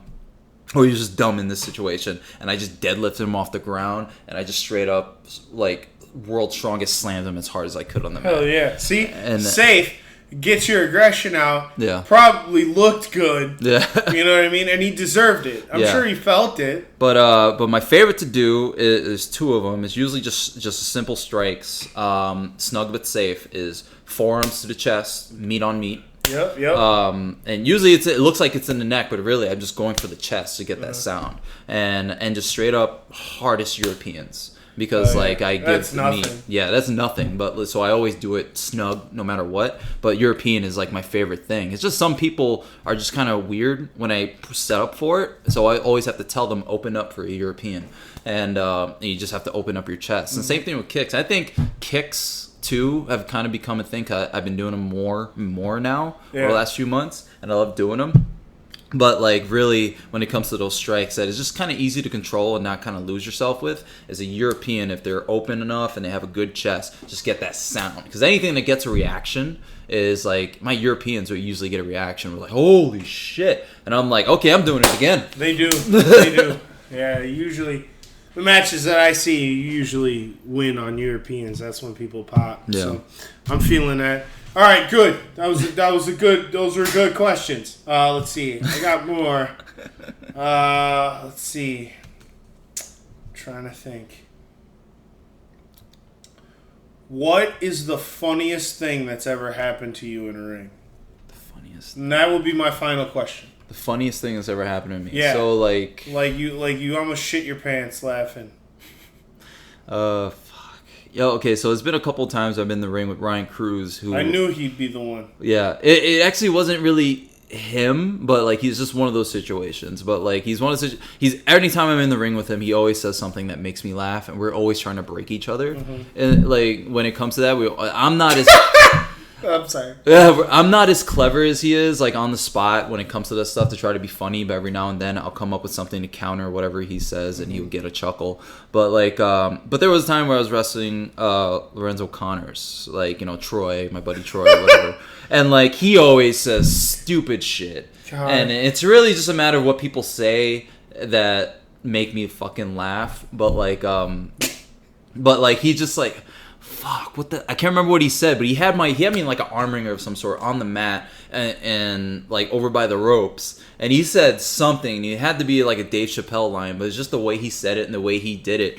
And I'm just, like, in there... It's just funny, period. I'm just, like, there just laughing my ass off while in a fucking submission. Because, like, I can't remember what the fuck he said. But, like, yeah, there's just those times, like, with him... Like, anytime, he's, like, my dude that always fucking made me laugh when we hung out. But, like, also, like, Ryan Cruz all the time just always making me laugh. The funniest dude in the locker room to me.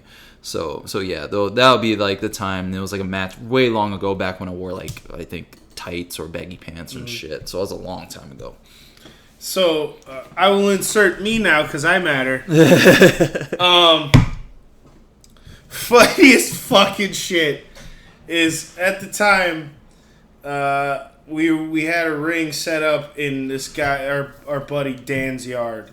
Dan bought a ring, and we were paying to get trained from Nick Mondo and Jason Vane at the time. So they were training us to not be yard tards, right? So, and this was after. I want to say this was probably after like a month. Mm-hmm. He goes, I think Jason was like, all right, man, I want you guys to have a match. You know, just have fun. Mm-hmm. Have fun with it. And remember, I think it was Trent Jones and El Bano. Oh, God. And I think it was me and TJ. Yeah. And we were tagging against them. And they just played racists. But they were like PG racists. Yeah. You know, so they wouldn't offend. Oh, God. I don't think I've ever laughed so hard in the business. Not even after I got eliminated from the Royal Rumble and I was handed a picture of tits. That's up there, though. Oh, man. But I'm telling you, like, so